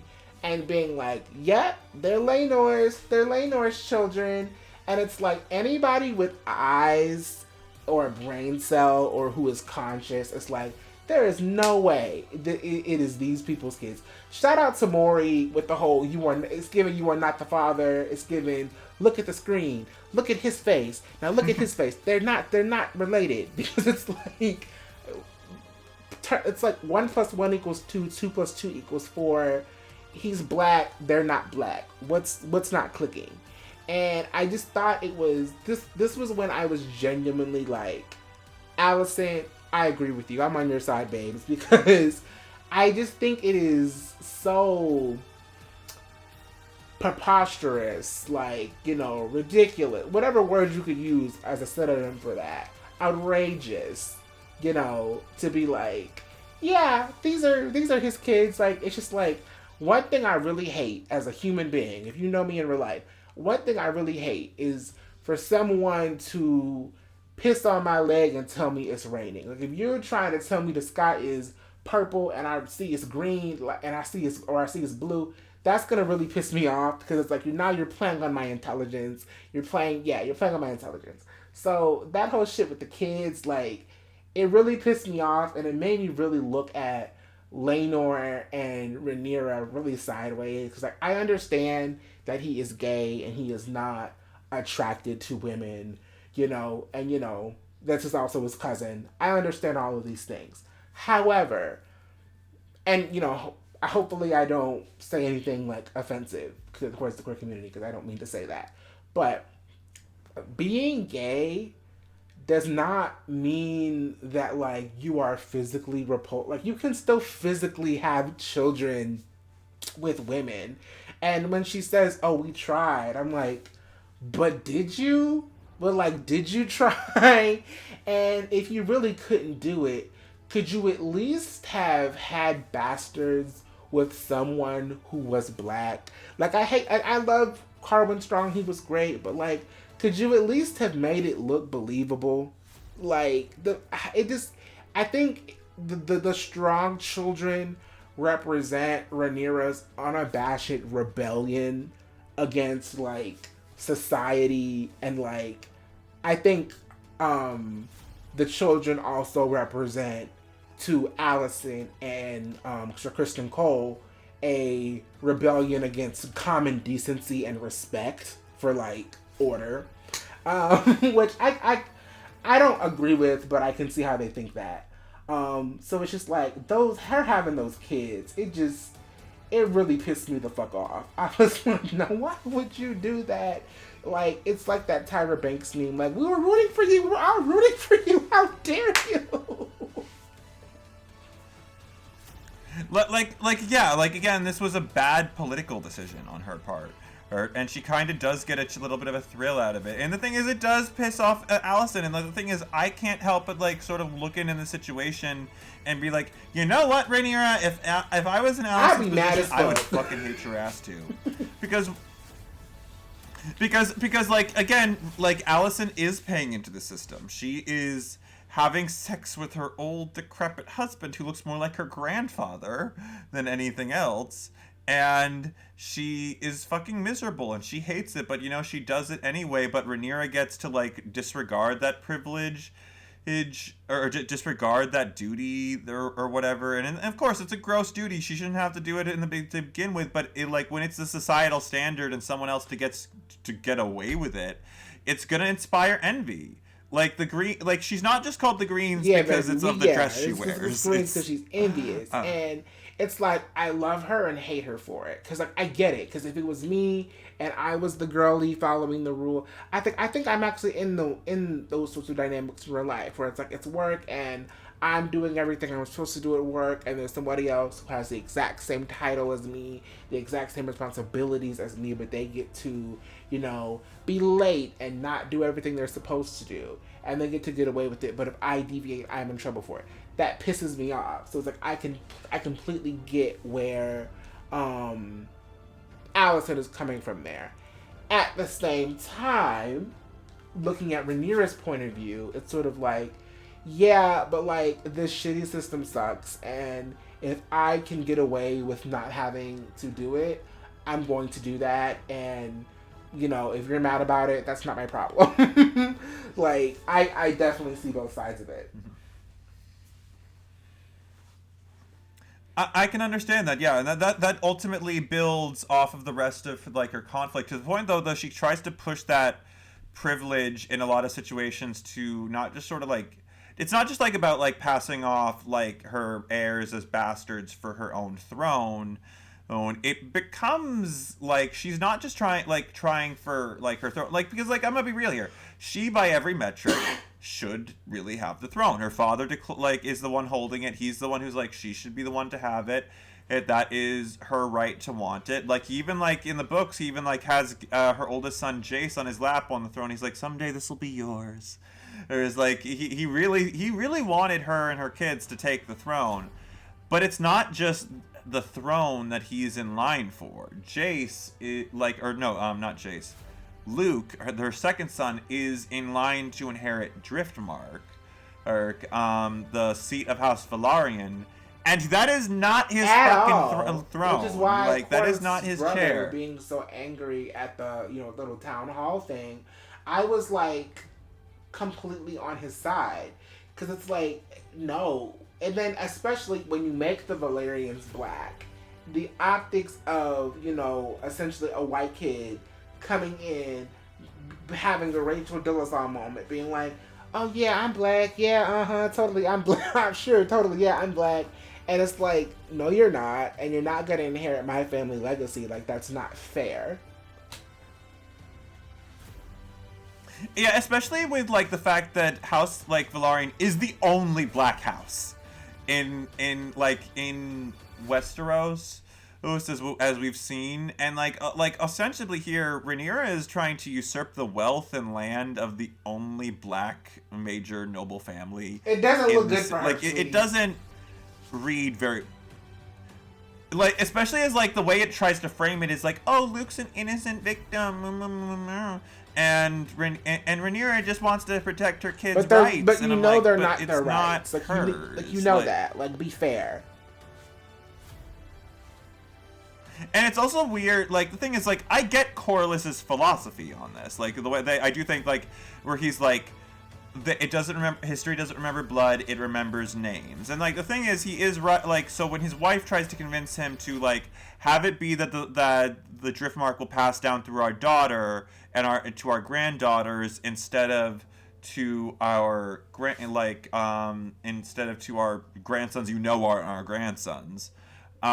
He pushes that aside because he's like, they're women and they don't have the name Velaryon, and which means our name will die but I out. think Our a name good will not carry on. compromise would be, And again, not a real incest girly in real life, but for the purposes of the show, the boys marry the cousin daughters, and then their children will be Velaryons. well, you're right, because that was a very good compromise Rhaenyra worked out with Rhaenys, and it does work out because then their children will have Velaryon blood, and like Rhaenyra's son will still get to take the position, and it's like, it's not a bad deal on first. Well, I mean, and also actually it's actually not as incestuous, because like the thing is, like, Daemon is like Baela and Rhaena's father, so like they are like, the thing is, like, Rhaenyra is Rhaenyra's first cousins. Yeah, are also because and then Daemon is their father, and then like, the Rhaenys is also related to them. Well, yeah, but it's more distant because, like, the thing is, like, so you have to remember, Rhaenys is the grandmother of them. And, like, honestly, actually, like, they're more closely related. Like, the boys are more closely related through Daemon than they are through Rhaenys, because, like, Rhaenys is like Viserys' first cousin, and then, like, so technically their kids are like second cousins once removed, and like even for like, and then like on Rhaenys' side again, like, it's another generation down. Well, actually, yeah, it's another. Wait. No, yeah, it's like it, like, they're only common. You have to go 5 generations up to get a common ancestor, or in that. So it's like, that is at least like on that part of the family tree, like, for like pretty distant. But like Daemon is a lot like Daemon's relations in that dynamic is a lot closer. Like, again, the incest is. Oh, I don't want to talk about this too much. It's so complicated and gross. But okay, y'all, if you from Alabama, in the comments, tell me, how many generations do you have to be removed to marry your cousin? Let me know.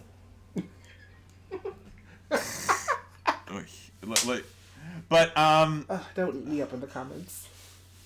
But so back to the about Lane, like, but yeah, like, Luke is essentially like, and the thing is, what like, a little bit of credit to Luke, he does not want it. Like, it's like, he Mommy, does not want, white, like, he's like, white, though, I can't,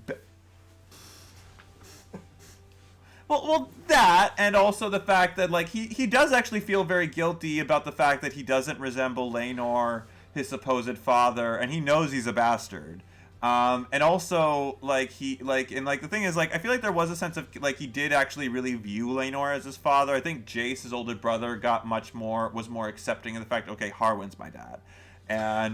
But do you Jace, think Laenor Luke, was a I think, good dad? didn't ever really let that go.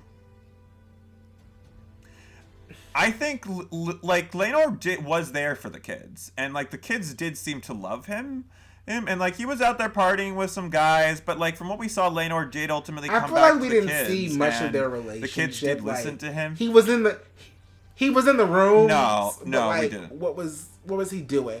But, like, on the flip side, we saw way more of how Harwin Strong looked after them and protected them and, like, gave them advice, and I'm just like, oh, I didn't like that. I mean, obviously I like Harwin Strong, but I would have preferred to also see more of Laenor's relationship, not just with his new replacement boyfriend, but also with his quote-on sons and with Rhaenyra, because he even apologizes and he's like, hey, I know I haven't been as great as I could have been, but, XYZ thing.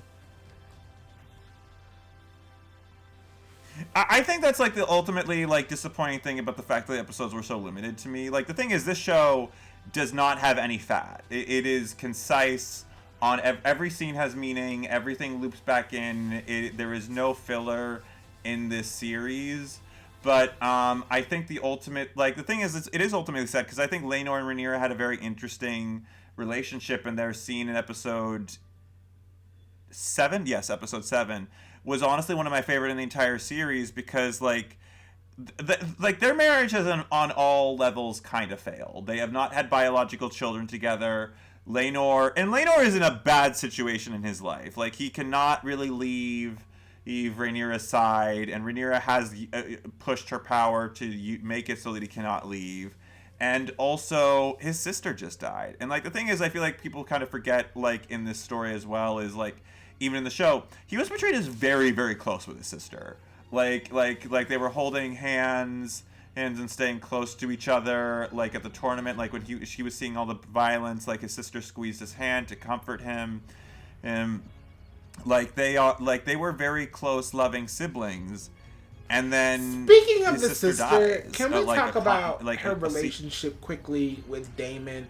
Because Daemon had another wife who had a responsibility somewhere else, and he went and murdered her with a fucking rock so he could marry Laena. Well, he murdered her. Well, he didn't do it specifically for Laena. He was trying to make himself open as an option to Rhaenyra. But like he just kind of like Laena is honestly the only other like a viable Valyrian girly around. Oh, and he seems to have like a fetish for Valyrian girls in some way, because like it was teased that in the first episode where like his paramour Mysaria is like, maybe I could get you like a silver-haired virgin girl, and like so he definitely has like some weird like, and he is very like even like always dressing himself in like Valyrian steel, and he definitely like has a big weird like boner for his his ancestors' culture. He really does. And the thing is like Rhaenyra and like Laena were the only two people of that thing. So and like there's a weird grossness to it as well, because he kind of uses Laena as a replacement to Rhaenyra. In the books, Laena and Daemon have a much nicer relationship. Like they were like, it frames that they had a much like more passionate love story, where Laena was like betrothed to the Sea Lord of Braavos, but then the son of the Sea Lord of Braavos, but then that Sea Lord died, and the son was left kind of penniless, and he was just like sort of mooching off, like Corlys did not want his daughter to marry some penniless whuppie, but he couldn't like break the marriage arrangement. But then Daemon strolled in, insulted the guy, got him to challenge him to a duel, killed him in the duel, and then he's like, "Hey, so can I marry your daughter?" And Corlys was like, "Well, you are a prince, so." And like Laena was like was riding Vhagar, one of the most amazing dragons in the world. But I like Laena also got shorted very big time by the series, because Laena was actually supposed to be a scene where Laena bonds with Vhagar that at the end of episode 2 that was cut, and I think that was very, because I'm like, that would have been really cool, like seeing this little black girl get to ride a dragon. I'm like, how often do we get to like really let like black women indulge in that type of fantasy? Really never. You know, like, yeah, and it's ultimately really sad and heartbreaking when you realize, like, especially as I'm like, y'all gave Aemond that later on, so, and I get that Aemond's is very plot important and everything, but I'm like, it would have been nice for her to be able to just have like even just a moment where she gets to like see Vhagar the dragon, and maybe even just go up and like touch her nose, and they form a momentary connection. I think that would have been such a cute, sweet moment, and would have added so much more emotional depth to when she asks Vhagar to kill her. Like, also, that's not how it happens in the books at all. In fact, it was kind of like in the books, like it's a lot more tragic and less gory. Like in the book, she suffers a miscarriage with her son, but like the bleeding doesn't stop, and she wakes up in her sleep and tries to climb the stairs to ride Vhagar one last time, but dies on the stairs. Here's just as Daemon is coming to her, and Daemon like carries her body back down and lays her to rest. It's much more like tragic and grounded and less disturbing, I would say, than the TV show. Honestly, like I have to also say it feels weird to me. They made Laena's death so much more horrific, like in the TV show when they made her black as well. I feel like maybe I'm stepping outside my groove here, but I felt that was weird. Yeah, I feel like that's fine. I feel like because it was weird, and I think that was a very common criticism among black viewers. Now, okay, so at this point in the story, it's like, okay, so the wife has died. When Daemon's wife has died, burned alive by her own dragon. Ridiculous. But anywho, I don't want to go on a tangent on that. But so after that, it's giving that Harwin Strong is set up and he is unalived. So that is over. He and his father are he and his father are murdered by their by Larys, their brother, or by in which and so. Oh yeah, that was the guy who was in Defeat. Larys and and he ingratiates himself into Alicent, and he also kind of blackmails her because he's like, well, he can say, well, the Queen ordered me to do it, and Alicent is unfortunately tied to him through this, especially because she does benefit from the situation because her father becomes the hand of the king again, and that's like in the Green's position is strengthened, and then things hit the fan when Viserys' second son with Alicent, Aemon, runs off the dragon and at the lady funeral, and then has the nerve to be like, y'all were picking on me. You stole her mother's dragon at her funeral. Like, why I can't even cry over my mama for 2 seconds without you going to steal her dragon from me. I was literally just about to go get it and you steal it. Like, I know you can't. I know culturally you cannot steal a dragon because they just go wherever they're meant to go and you can just take.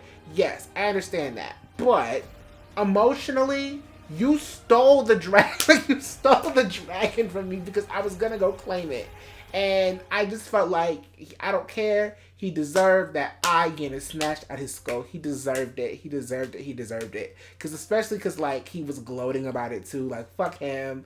I don't care about his eye. I really don't.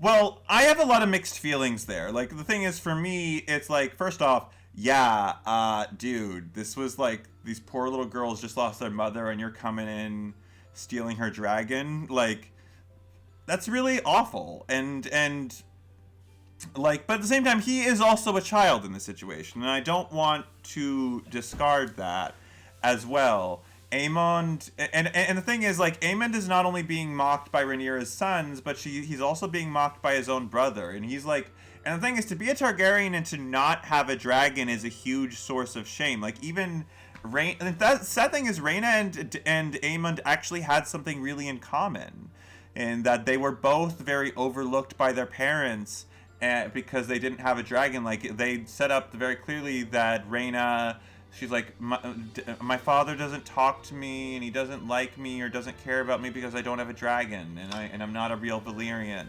And Laena, is brokenhearted about that. That's one of the few really scenes we really get with her as an adult before she dies, and I think that is really interesting. But it's not that what did Laena's children do to him? Because much like the throne, we're talking about his siblings and Rhaenyra's children, but Laena's children didn't do that to him. They didn't, but he wants that dragon. He wants that affirmation of his identity as a Targaryen, and that ultimately and like leads him to a very prideful place. And the thing is, like, he gets high on his own power. And to be fair, he is now one of the most powerful people in the world. He is riding the oldest fucking dragon, one of the original 3 dragons of Aegon's time as the Conquerors.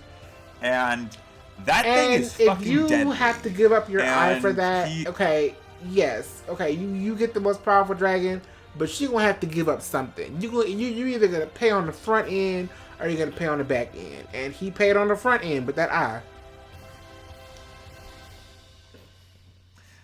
In a way, yeah, but at the same time though, it wasn't like the dragon itself that took the eye. It was the fight he got into with because he took the eye. Nephews. Well, no, not the eye. No, not the eye. Because he got into that fight because he took the dragon and they were mad about it. That's why he got into the fight. Well, that, and he was like daring enough to call out the fact that they were bastards. I wouldn't use the word daring because I don't feel like it was such like a nobody knows and everybody's scared to speak about how you're like, I guess they were because obviously like he got his head chopped off when he talked about it. But it's just sort of like, we didn't need you to call it out because, like, baby, we have eyes. We all see that they're bastards. And another thing, when you mentioned that, like, Rhaenyra's children, because, like, Rhaenyra's children definitely were always getting into it with Alicent's children. But the way that I remember it, it was always that they were getting bullied because they were bastards. It was always strong boys this and strong boys that.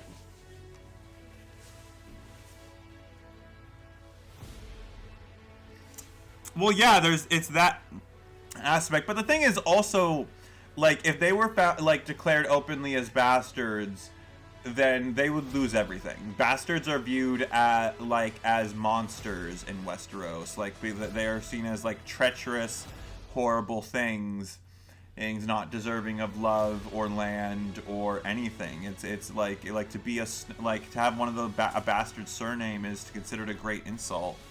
And that you don't deserve like anything, and like the thing is, so like Rhaenyra, like her grip on their legitimacy was very fragile. Because if they were delegitimized, they would lose everything, and she would potentially lose everything as well, with her political standing, and because then they're like, well, you're a ruined woman because you don't have any legitimate children, but I want to be also clear here, like, Rhaenyra really pushes her luck in this situation. Because, a lot of people don't realize this, but, she says in this scene after the whole thing and she tries standing up for her sons, she says, Aemon said my sons were bastards. This is high treason. He must be sharply questioned. And sharply questioned is a euphemism for being tortured. It is a direct statement. She is advocating someone takes a pair of pliers to an already mutilated boy who is her half-brother and a child. She is doing something unquestionably evil here. And I don't think that's talked about enough. I love her as a... I love her as a character, I do, but this is probably one of the darkest things she ever does in the story. And, she definitely, I think she also did it, in an effort to push her, I don't think maybe, I think, in my head, I think, she probably didn't actually want that to happen in some way, but she was using that threat to try and, cow them into silence. Because it was get them, because they took my eye. And it's well, actually, you called them bastards, so look at this instead. Yeah, she's trying to deflect in many ways, but the thing is that just kind of further accelerates the tension in the situation, specifically with Alicent, because she's the thing is, I really felt Amelia Cook, no, I think Olivia Cook in that scene. I really felt for her because she's crying. She's you let her get away with everything, and now she's taken my son's eye, and the gods cannot restore it. And the thing is, she goes over the deep end here. She's bring me the okay. If I'm looking at it from the angle of they defaced my baby boy, okay, I'll always have sympathy for a mother with that, but I just feel like, again, I understand where the frustration where Rhaenyra comes from of like, oh, you get to break the rules, but I'll never fully be on board with the whole like, she gets away with everything, because like ultimately, this is how I feel. I feel like if we are friends, if you are on my side and you ultimately want what's best for me, I'm not getting away with anything. I'm living my best life, and you're supporting me or not supporting me. So it's giving you're not, and we're not friends because you don't want me to have nice things. You want me to get caught and be punished. I mean, I only believe in that in like a free, equal world. Like at least in my opinion, just like. Because like at a certain point, it's like you're flexing your privilege, like, and I'm like, the system is unfair, but like at the same time, like Rhaenyra's not really advocating for all other women to have that same privilege. She's advocating for herself, not all the other women. Yeah. So I'm like, and there is something corrupt in that. Unfortunately, like I get it, but also it's not right. And not to say that like at the same time though, I will say. There is no right answer in this situation, like because like again, like she does not that's the point of the series. Like there is no right option that is available to her in these circumstances, and that we need to reflect, like understand that, and work to make like it so that we can actually make the right decision. But what was I like? But like the thing is, like I deeply sympathize with Alicent, and like the thing is, the series is doing nothing. He's not checking anybody. He's doing fucking nothing. Rhaenyra. He's not checking Rhaenyra's children. He's not checking Alicent or her children either. He's just like, well, can't we all just get along? No, because we have issues and we have problems and shit is not right. And you know they attacked him, but he stole the dragon. But she's lying about her bastards, and you letting her lie about the bastards. And meanwhile, Alicent is. Let's not forget. Alicent and Sir Criston Cole are also being petty, making life very difficult for Rhaenyra's children. Because it's like, oh, I used to date your mom and she broke my heart, so I'm gonna bully you with a fucking sword. It's like, girl, what? Not you bullying kids.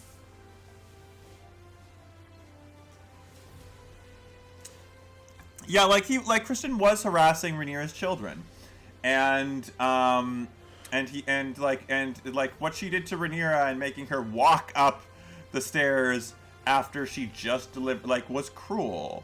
Well, and in her own flex of power in that situation that she had as the queen. But like at the same time, I understand in that situation where she's like this is my son, like do something. Like do something. Like you are the king. You are literally supposed to be the most like powerful man in the world. Do something to make this right. And in the moment, nothing. And how do you think he could have made it right? I would have said I would have in his position been like, okay, you know what, this kid, he you don't get to inherit Driftmark anymore. Take away his inheritance. Honestly, that's what that's something he could. He didn't want Driftmark anyway, and it didn't belong to him. You know. Yeah, and he could have been like, you know what, you like Luke, you have proved yourself not worthy of this. You do not get to inherit it, Driftmark. And I'm gonna be real here. I think that would be a perfectly good compromise because Rhaenyra could still inherit Driftmark through her other son Joffrey, and Luke would be removed from the line of succession, but it would be like a measure of his character rather than his in fact he could have declared, okay, Luke is going to be put into the Maesters Guild, or Luke is going to be sent to be a septon, like a priest. But like that is a thing that happened to previous Targaryen, mostly to the girls, Princess Maegelle, I agree with the inheritance. Yeah, I guess take his inheritance because it really didn't belong to him anyway, and he really didn't care about it. So I feel like that's a way to appease Allison and the one eye guy, and yeah. Yeah, like it's a blow to Rhaenyra's like power, but like also like she still will ultimately have that power. Like she will still like I mean she could still push for Joffrey, her other son, to inherit Driftmark. Dark-sided and weird of her to name that boy Joffrey. Well, she didn't name it. It was Even if it was her Laenor, husband who named completely like weird, Laenor. completely dark-sided. I'm sorry, that was weird. Ugh. I like the thing is I think he wanted to honor name his your dead son lover, after your and lover, I ultimately I could never. Well, I mean, I like again, for me like, personally, there are so many names. well, like it wasn't like as a guy his who dates guys. There are so many names that are off the table because I've dated them. Like no Devontaes, no Jimmys, no Brendans. Like, well, the thing is, like, in my okay, coming from Jewish culture, like this is actually a very common thing we do. Like in Jewish culture, we name like our children off of people we love who have died. That's actually one of the biggest like markers, like and indicators that the Baudelaire, like like from a series of unfortunate events, that the Baudelaires are actually Jewish, because that's a cultural practice they partake in. And so like that's not a surprising thing to me. It's seen as a way of honoring those who have fallen and those you have lost, especially like we Jews, we lose, we are very used to loss. That. So like so yeah, like I can understand. I thought it was even kind of like, I'll be honest, I was like kind of emotionally touched, like in a way, to like that he was trying to like have the memory of his like lover carried on and yes, but Joffrey's death was different in the books. In the books, it, like, okay, because let me say this: they changed the ending of Laenor because he's supposed to die, but he ends up not dying, and he escapes on a little sailboat with his lover.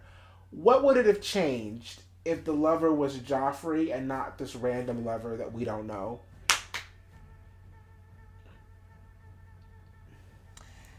Well, it's complicated because like the thing is like there is no question Joffrey died. Like there is no real wiggle room. Well, I'm not saying that like we resurrect Joffrey for from the Joffrey. Dead, but what I'm saying is basically what I'm saying is I think that he should not have died, and I think that it should have been like that's what I'm saying. I think this should have been Joffrey and him that got the happy ending instead of like the new random lover.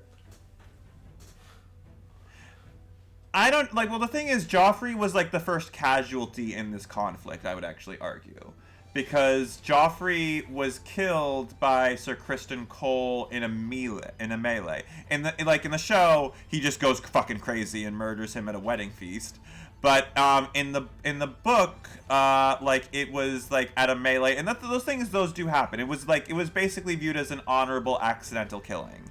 And it's why like Criston doesn't get punished for it. But it like the thing is, it was like a first real source of tension in the family. Like, and it was an insult to Rhaenyra. Like in the books, where like we just killed your husband's pick anybody like, else. I beg. Like it's like. And the thing is, I ultimately think it does show how really dark the Greens are, and how like truly awful Criston is as a person.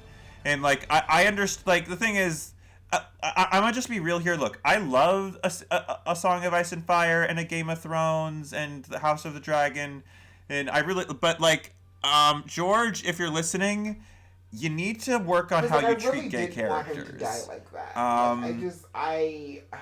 Every time I rewatch House of the Dragon, I'm just like, I understand what you mean about like it causing tension and it being like a blood of Rhaenyra and Laenor, but I'm just like, could you have found another way that was like not it? I understand that it wasn't intended to like make me feel bad, but like it made me feel bad. It just felt like like why are we being like House Valerian is already being disrespected, seemingly because they are now black, and then it's just like all this horrible shit happens to them and to Lena, and Lena losing a lover, and it's just I don't. Can we just have had one good thing? And I guess our one good thing was that he didn't die and he got to survive. But it's like, I wish he could have done it with Joffrey. Yeah, it's well for me. It's just George R. R. Martin is not always great about writing gay men in his stories. I think he's only written 2 queer men really well, I would say. For me at least, 3 if we count Loras Tyrell. I don't think Renly was that well written. In Game of Thrones? And Renly being the first of the 5 kings to get killed off, not a fan. I think there's an interesting thing about the way his guilt, Stannis feels guilty about murdering his brother, and how that haunts him through the rest of the books.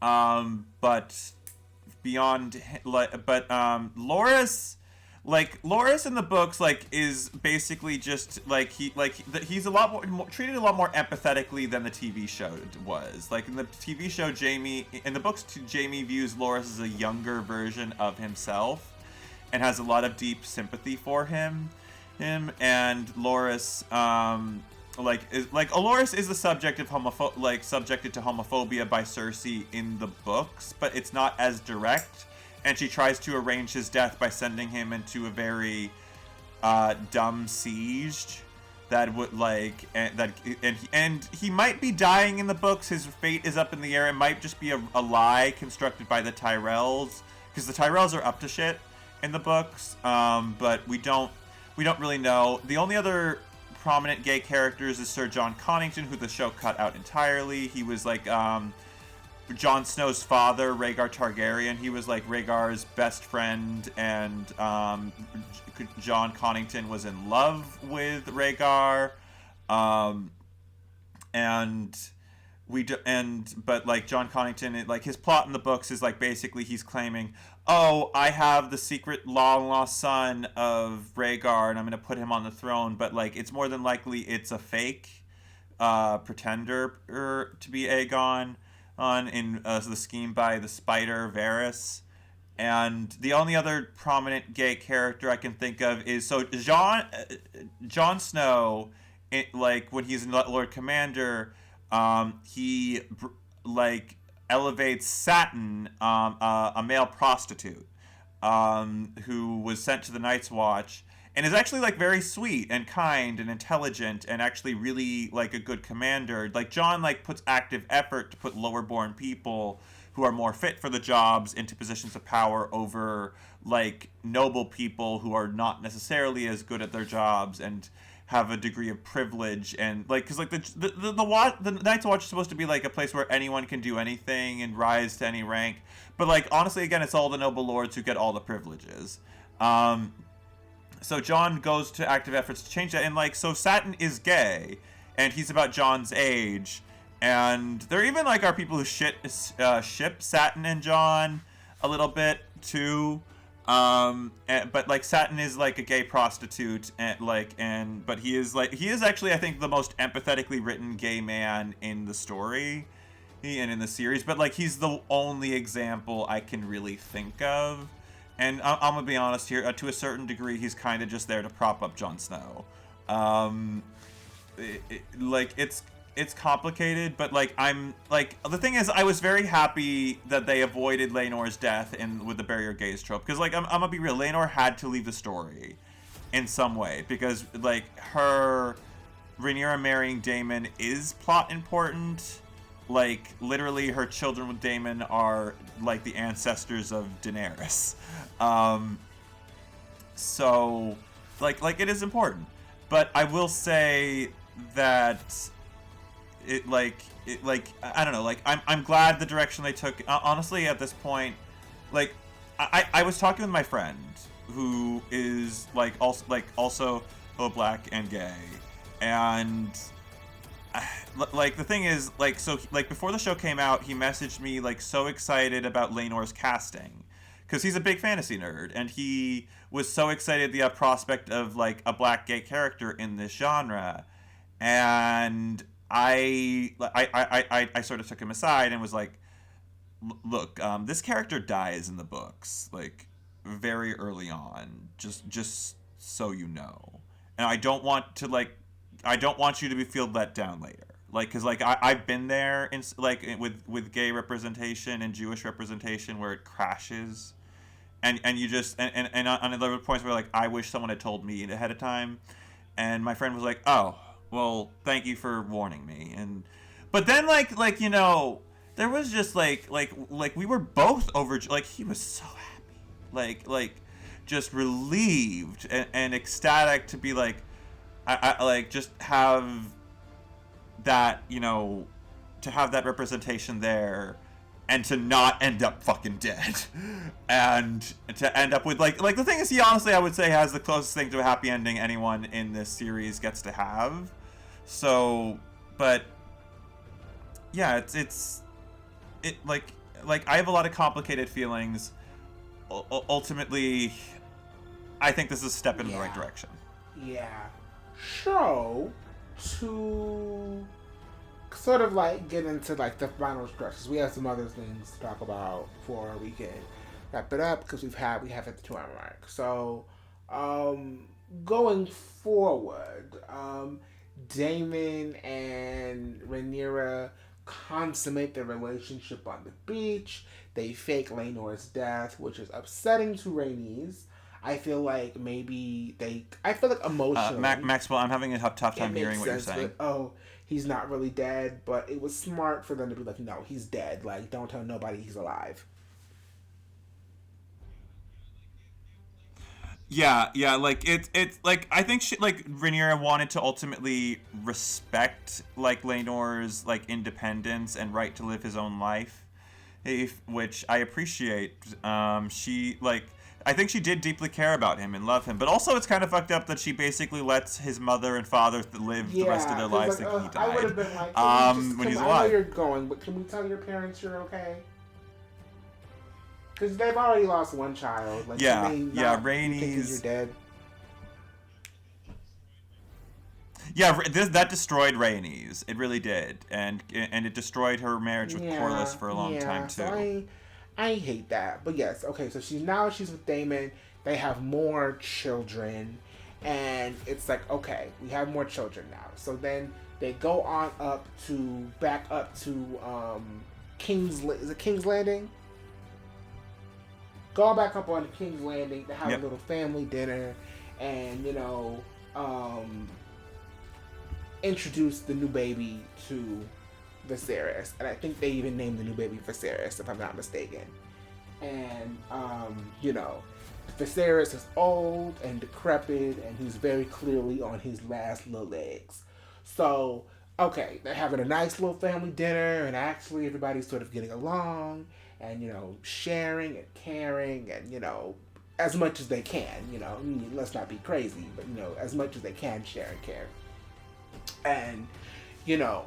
They have a little bit of a tussle because, you know, strong boys and bastards and blah, blah, blah, blah, blah. You know, while she's there, there's also the whole thing of, like, Driftmark and who will inherit Driftmark. And Corlys' brother is like, you know, it's very obvious that these people are not of my blood. And I think it is insulting that you are going to give them Driftmark. And because he will not stand down, he gets his head chopped off in a very shocking, dramatic fashion. I was like, whoa, what the fuck? I think that scene where Rhaenys is like, whoa. She's like in the Maester's little like lounge. It's like, oh, yeah, this is not good. Sad. And then, you know, that night when they have the nice little family dinner, Viserys, it's his time to go to the lower room. It's time for him to go on.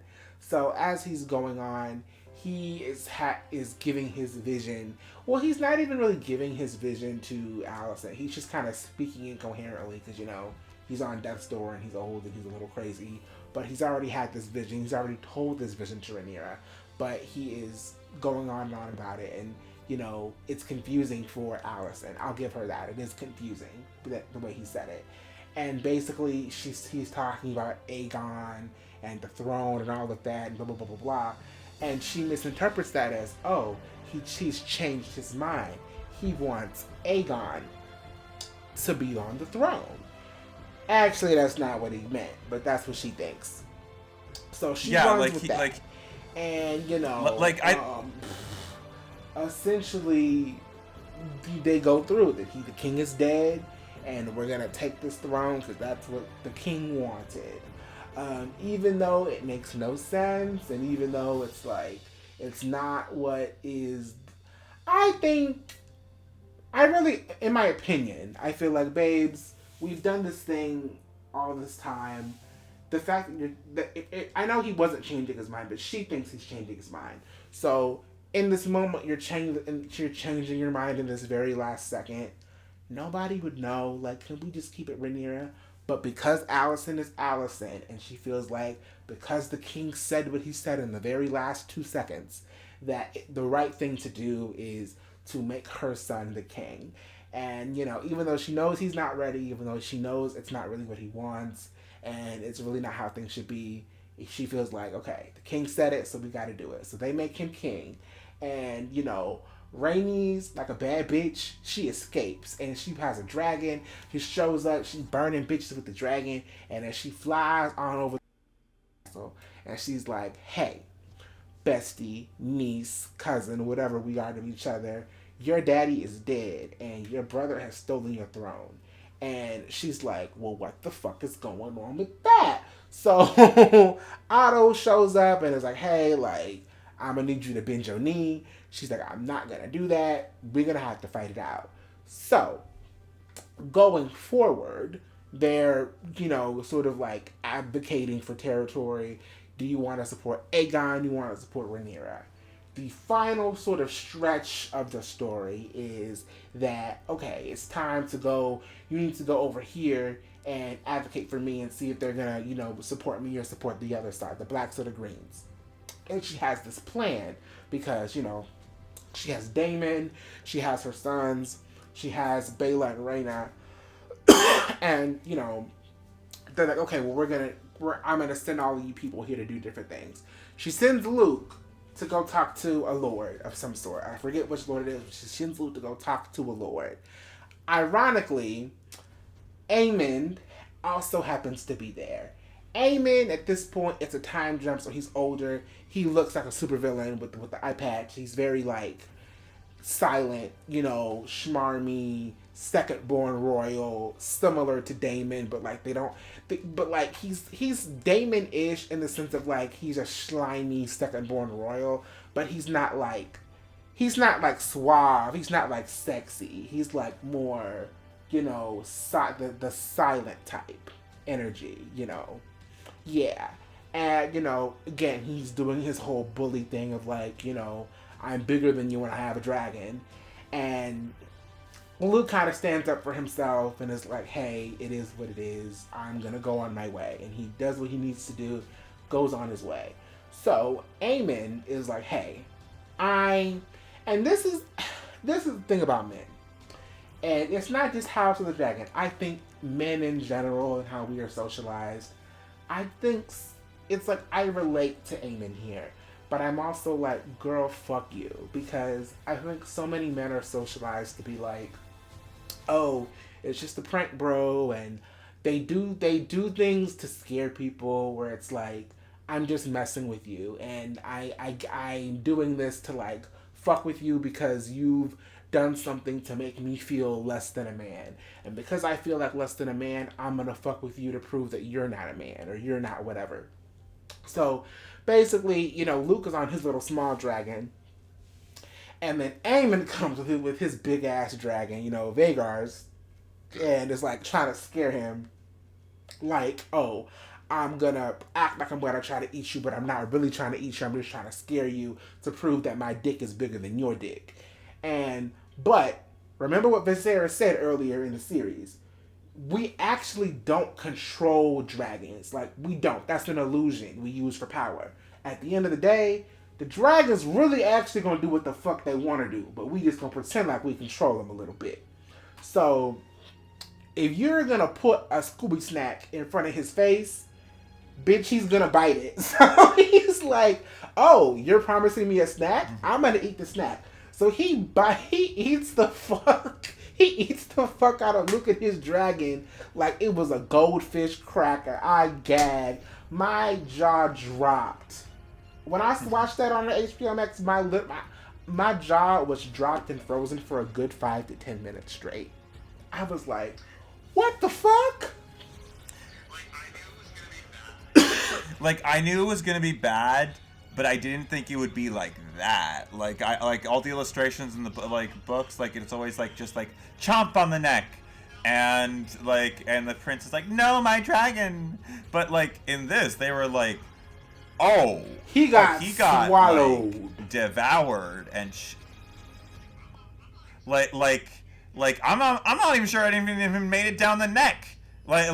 Just got smoshed to death in the teeth, and then it all fell out. Like, honest to God, I'm just like, damn, fuck.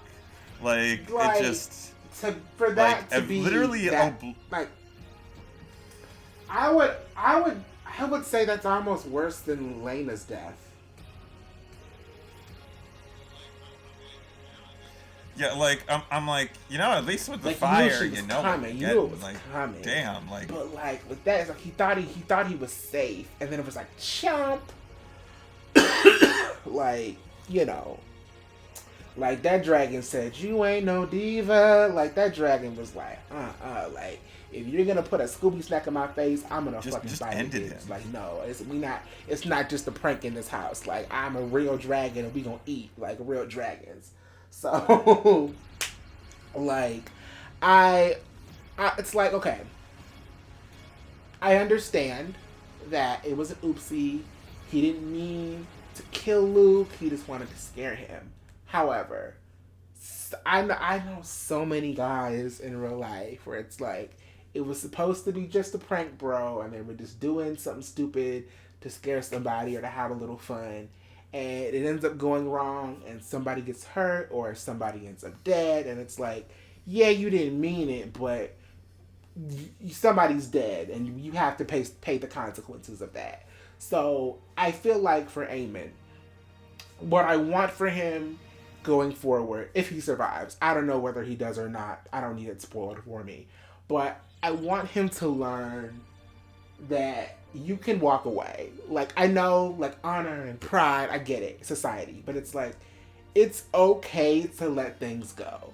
Like, when the dragon thing happened and y'all were fighting, you could have let it go. You could have been like, "Yeah, I stole your dragon," and cry about it, girl, I don't care, and walked away. It didn't have to turn into a fight where you lost your eye. The situation with the whole, Lord thing, he may have won that round, or I don't remember whether he won or didn't win with the Lord. I don't remember or not. But he walked away. Let him walk away. You're gonna see him on the battlefield anyway, and then you can fight him for real, and then you could kill him honorably or whatever. Like, I just feel like he lets his temper get the better of him sometimes, and like, it leads him to making stupid mistakes or putting himself in stupid situations. Yeah, like, he wanted to feel powerful. Ultimately, that's what he wanted, and above all else, and it, like Alt Shift X had a really good quote, like, in his videos on this, where he's like, maybe it wasn't a good idea to give teenagers a nuclear dinosaurs in a political situation. And I'm like, yeah, like, and it's like, it, well, now, okay, well, my baby lost my eye. Okay, well, my baby lost his life. So now we're really gonna fight. So now there's no choice. We have to go to war. We have to go to war. We have to. There's no option. We're not gonna talk it out. That's just how it's gonna be, and that's season 2. That's gonna be the season 2, which is coming out this June. I watched the trailers today. Now I will say the green trailer way better than the black trailer. The black trailer was really showing us stuff we've already really seen. But the green trailer gave us more insight into the conflict and what's going on. I feel like what I would have wanted to see from the black trailer is not me making it sound like Ruby, but like for the black trailer, for what I would have wanted to see more is like vengeful, angry Rhaenyra, like in the aftermath of like her son's death, like I'm gonna burn the motherfucking world, because that's what we wanted to see from her. We wanted to see the Black Queen. We wanted to see those vibes, but instead it's just like sort of vague things we've already kind of seen, or we already know it. Like kind of boring. Like So yeah, I hope the season is. I hope that doesn't foreshadow what the season's gonna be like, because I want to get into the blacks. I want to root for the blacks. Like the thing is, so they switched around like the character beats from the book. In the book, when Rhaenyra gets her throne stolen and like miscarries her baby, like she is like in labor for days, and is like screaming like get out, tearing at her own belly.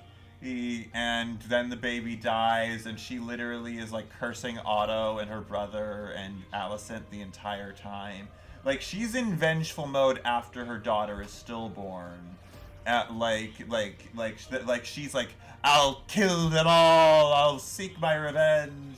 Like while like in the TV show, she is much like after her father's death and the death of her daughter, she's much more like calm and grounded, and doesn't blame the Greens for the death of her daughter, even though like the stress they definitely like her pregnancy came early because of stress, like you know, and like she had her crown stolen and her father died, like it incited early labor, and like from the stress and caused that, but and the thing is like in the books as well, like the thing is after Luke dies, Rhaenyra actually has the opposite emotional, like they switch around like her sad and her angry emotional beats from the show and the book. Like at first she's angry, then sad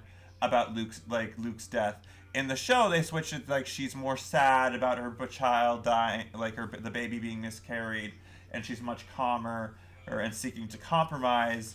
While then after Luke dies in the show, she's like, I'll get my revenge, fury. Like actually in the books, like she actually is willing to surrender. She was willing to, like, after Luke's death, she was like, she was so bereaved over her son's death. She's like, I'll surrender. I'll give up.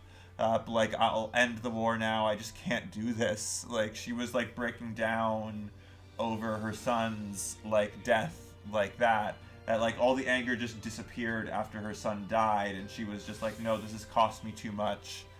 And but like the thing is, then something, I won't spoil it, Daemon does something in the books that basically makes it that compromises. Does he kill one of Alicent's kids? I hope he does. I'm not gonna say. I know that sounds bad. I hope he does. I hope it's amen. And I hope, cause the Greens, they make me itch. But what was on the list? Favorite characters? Do you have any favorite character? I mean, obviously you do, but like, what are they? For me, I would say like. Okay, so I actually really like I'm gonna just start with Baela. Like the thing is, like Baela doesn't get a lot of time to do, but like I really liked her cutscene, like the cutscene between her and her grandmother in the show, where Baela's like, I'm a dragon rider, I refuse to like be kept out of things, and Rhaenys is like, it's like it's the first time in like 10 years since I've seen my daughter. Like she sees her daughter so much in Baela. It's really sweet and heartwarming, and also Baela, like they look, Bela doesn't get a lot to do in the middle part of the story. They might change that in the show, but like she gets some big shit to do later on. So, suffice to say, I'm hyped for her. Like, really hyped, actually. I love Rhaenyra. She's a very fascinating character to me. I love, like, all of her intricacies. Like, she is in many ways a victim, and she was in many ways set up to fail, but I also love that she makes a lot of just bad decisions that work against her. Like, she's put in hard choices, but she also makes really poor choices.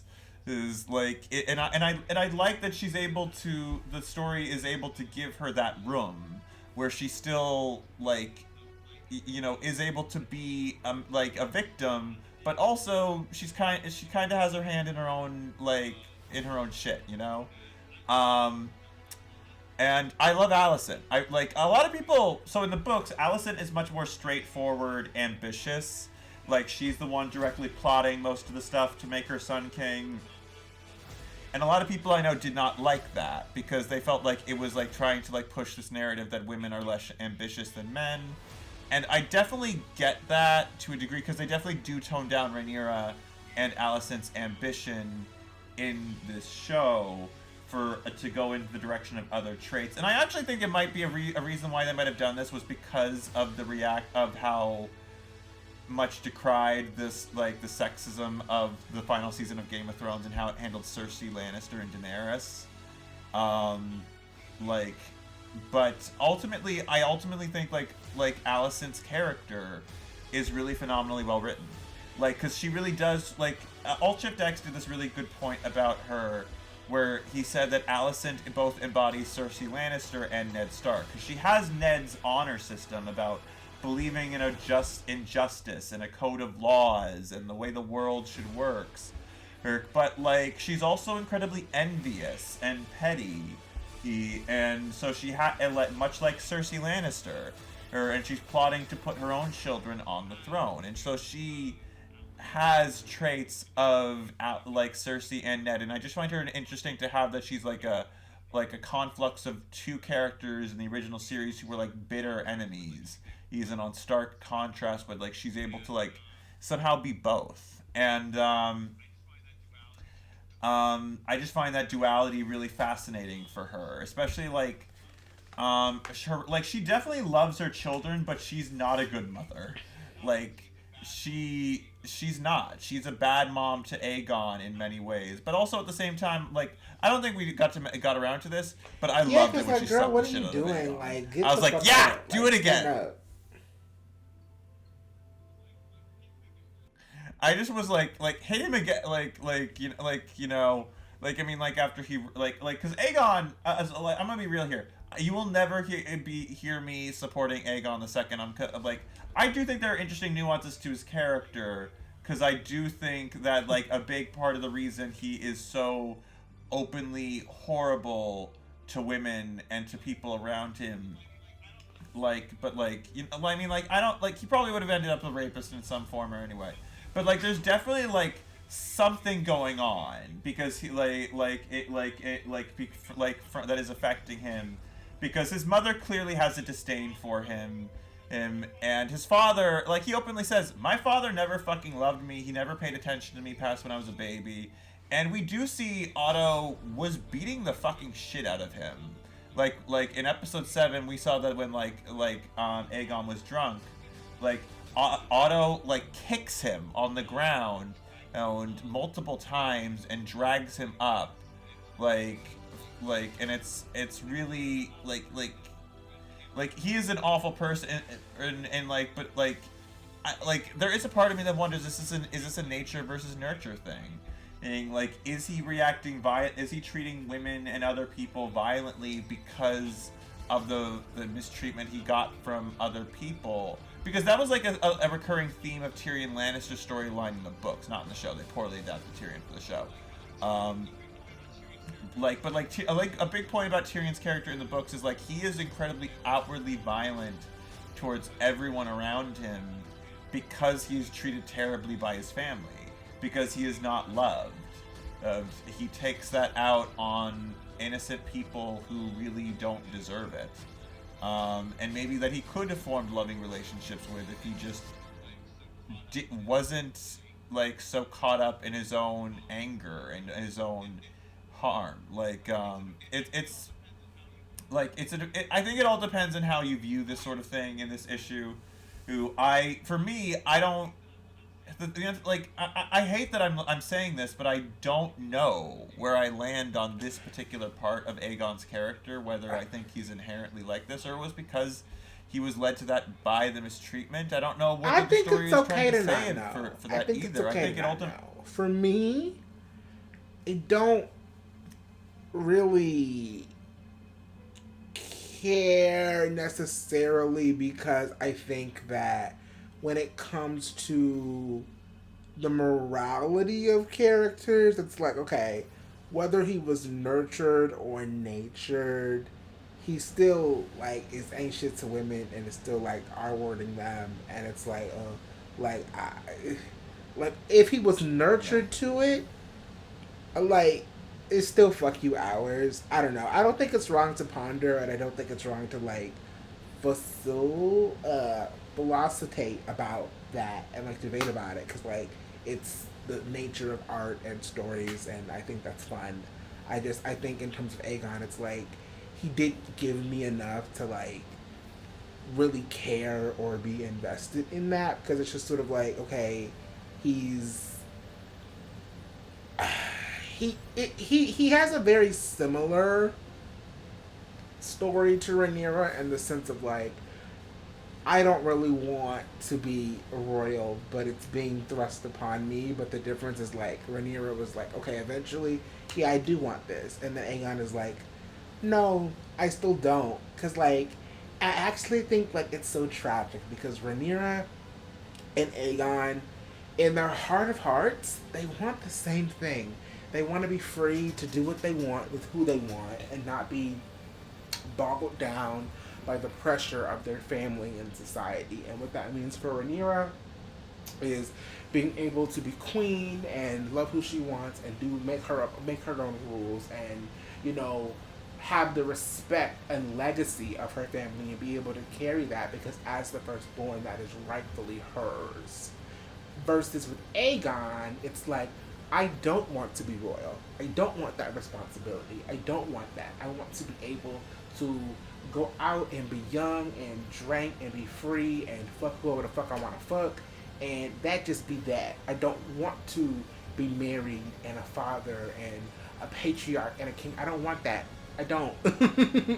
And I think if they could have gotten on this, because they were like socialized to hate each other. So if they weren't socialized to hate each other, and they were able to be like, like maybe we do want the same thing. Let's come up with something. Let's make something work. I think they both could have really played the system together, because when you think about it, they both are really wicked, and they both have a really like sharp. They both have a sharp instinct about them. I just feel like Aegon hasn't really been able to hone it, but they both have like a really sharp instinct about them, and I feel like if they could have got together, that could have been fun. That could have been fun to see. I do ultimately think it is a failure of the show to not have given them more scenes together, like, because like the thing is, like ultimately they are the two heads of these families who are going to butting heads, and they actually never exchange a single line of dialogue in this show, like, and I think that is ultimately a oversight, unfortunately, because I feel like they should have built more tension between those two specifically. Because like again, Rhaenyra does not see Aegon as like anything. Like in the Blacks trailer, it's like, Alicent's son is on the throne. Not my brother, not Aegon, Alicent's son. She's like the way she views it as all of the children, her brothers and her sister, they're just an extension of Alicent. But I feel like what Rhaenyra has not clocked yet is Alicent isn't even an extension of Alicent. This is all an extension of Otto Hightower, really, actually. But she's viewing all of this as like Alicent is the root of it. Yeah, I mean, like, I can understand why she views it that way, but yeah, it's. But, like, what I love about the show is it gives everyone nuance. Like, I hate Otto Hightower, but I ultimately love that he's very affectionate and loving to his granddaughter, Helena. Like, he goes out of his way to show he really loves her and adores her, and I think that's weirdly sweet how His much he really granddaughter cares for his slash granddaughter. granddaughter-in-law. Her, and his double that Um, means his great grandkids are like double great grandkids. His double is twice his times two great grandkids. Oof. yeah, I don't. But like, and but Allison's like I love her nuances. Amond is fascinating. I really like love his actor. Honestly, like cannot get enough of that actor's performance. Like I love his facial work. He's very Is he? handsome and charming. Like the thing is like Let me look him up I because think I feel don't know, like the it's like this makeup and weird the wig slimy. and the eye patch weren't doing him justice. Let me look up how he just regularly looks. Yeah, like I don't know, like when like the thing is like outside of the wig and the iPad, like if you really get a look at his face, it's like I don't know, he has this like interesting Oh, like Damon. handsome. Damon. No, I'm talking about Damon because Damon. I looked up the cast. Damon really that wig. I didn't realize how much the red wig was doing him favors. 'Cause, woo. Let me find Amon's actor. Oh, Amon. He looks better. Yeah, he looks better than he does on the show. He has a very like, you know what's weird? And this is not an insult. This is a compliment, but it might not sound like it. He looks so dragon-like. Like his face, I don't know. His face, his jaw, I don't know. It gives it's almost like shaped like Vagar actually. He was kind of perfectly cast. Honestly, yeah, yeah. Like there's something like darkly handsome about him, that What I is, like. what was that You know, I TikTok term? appreciate. Ugly hot? He, Not quite. Like I don't think he's ugly hot, but there's just something. I would like the way I would phrase it is like there's something darkly handsome, like like you know, like he has very like deep eyes. He's like, and there's something about his lips that are kind of, I will say, not like ugly, but almost unnerving, but not in a way that makes me I'm want to run definitely away. running away Like, because he does look dark. He does look dark sided. I guess that like dark beauty or dark handsomeness was like a perfect description. Um Matt Smith kind of looks a little rough. Fabian Frankel looks the same. Like he's just like the only difference is that they just put him in armor. Like he looks the same. He's 29. yeah. Although, I thought yeah, he he's looked also he Jewish, seemed from older what I to know. me. I mean, well, he is one of the few characters who just like stays. Oh, like, the same throughout the whole Millie thing, Alcock. but, like, We're the same age. Okay, well, I thought Millie Alcock was a little younger, but we're the same age. How old is the other Rhaenyra? Let me look.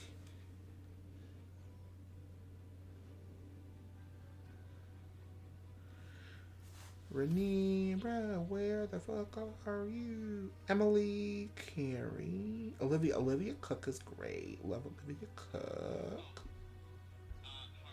oh, Harwin Strong. Like, I want to also say, love him down. Like that. Like, best man. in Harlan Westeros. Strong was Like, great. Oh. He was so cute. And honestly, like, I even commissioned my friend Athena to do an art piece where he's getting a kiss on the cheek from both Laenor and Rhaenyra. Because I'm like, you know, Oh, if they that would were be a fun. thruple. Like, Oh, like, okay. After you know, that would have like been really, really good writing if they were a thruple. I think that would be fun. Like, where, like, you know, a gay prince marries like this hot girl princess, and that they both like share like the paramour or like Oh, this big she's hunky like guy queer, queer. like Oh, warrior okay. dude, and I'm Like like, shout out to them. I'm looking at Emma Darcy. oh, Emma Darcy. I love them. Oh my god, they are fucking amazing, and I love every moment of them on that show. I think the casting was kind Right. of perfect. Like there was not one miss on this cast. Everybody, I feel like everybody looks how they should look. Even like the aged up versions of Allison and Rhaenyra. Perfect cast. Perfect cast.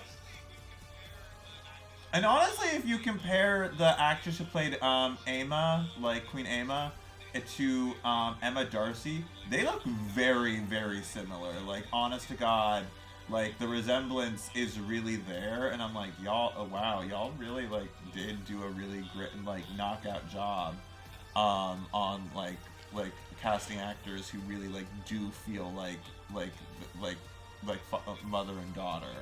Or it's like, I don't know. I found that to be very impressive. I will say, look, I kind of hate Viserys on a variety of levels because he is a terrible king and a terrible father on so many fronts. But I also find his performance to be so charming and convincing and heartfelt that it's kind of like, I'm like, Viserys, you are the embodiment of failure. If you It would Google be up like Viserys. failure and his photo will be Now, top, for the but like season two his predictions. perform. What do you? Well, We get, I I don't know what I can really say here without spoiling things because I read the book, so I know how Fire and Blood, like in the Dance of the Dragons, it I goes. think that Damon is going to do some fuck shit that's gonna make me mad at him. I feel like he's gonna start some shit over there. I think that not Aemon. I think that Aegon is going to die this season. I just feel like he has a sharp wit, like I said. I ultimately don't see him as competent enough to go head to head with Damon and Rhaenyra because I feel like he's weak and I feel like he's a puppet and I feel like he's just being gonna be used by his mother and grandfather as I guess as like a bullhorn at Rhaenyra. I don't think he's actually gonna like be like an opponent for her. I think he's just gonna like do whatever his mom and grandpa tell him to do.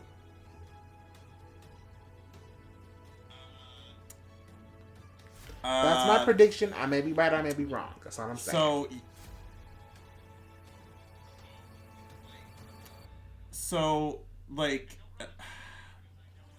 I don't know what to say here because I know what happened, so I can't really like predict something. Like, I do predict they are going to like this is not in the books, but like I do predict that they are going to give Bela a larger role in a specific sequence, because like to try and give something she does later on in the books more impact.